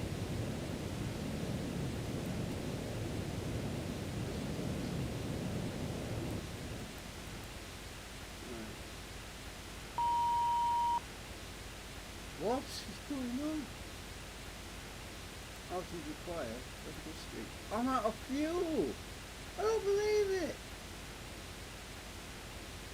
How the hell can I be out of frigging fuel? Oh, this is ridiculous. Yeah, it's gonna crash and burn. How the hell? Pause. I am not gonna crash again, just a minute, let me just figure this out. Can I? Fuel. What the hell happened there? Phil. I never did nothing wrong. This is no good. This is ridiculous. I don't think the engine's gonna start now.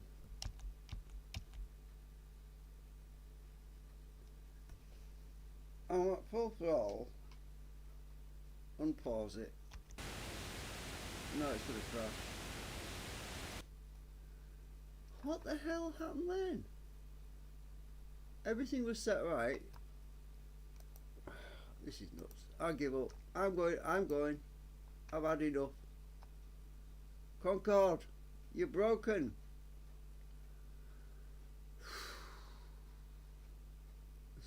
I'll tell you what, I'll come back and I'll do another flight later on from that airport to KJFK, because I'm not going to be beaten, but I'm not going to do it right now in this live stream because it's been long enough. So see you later, bye.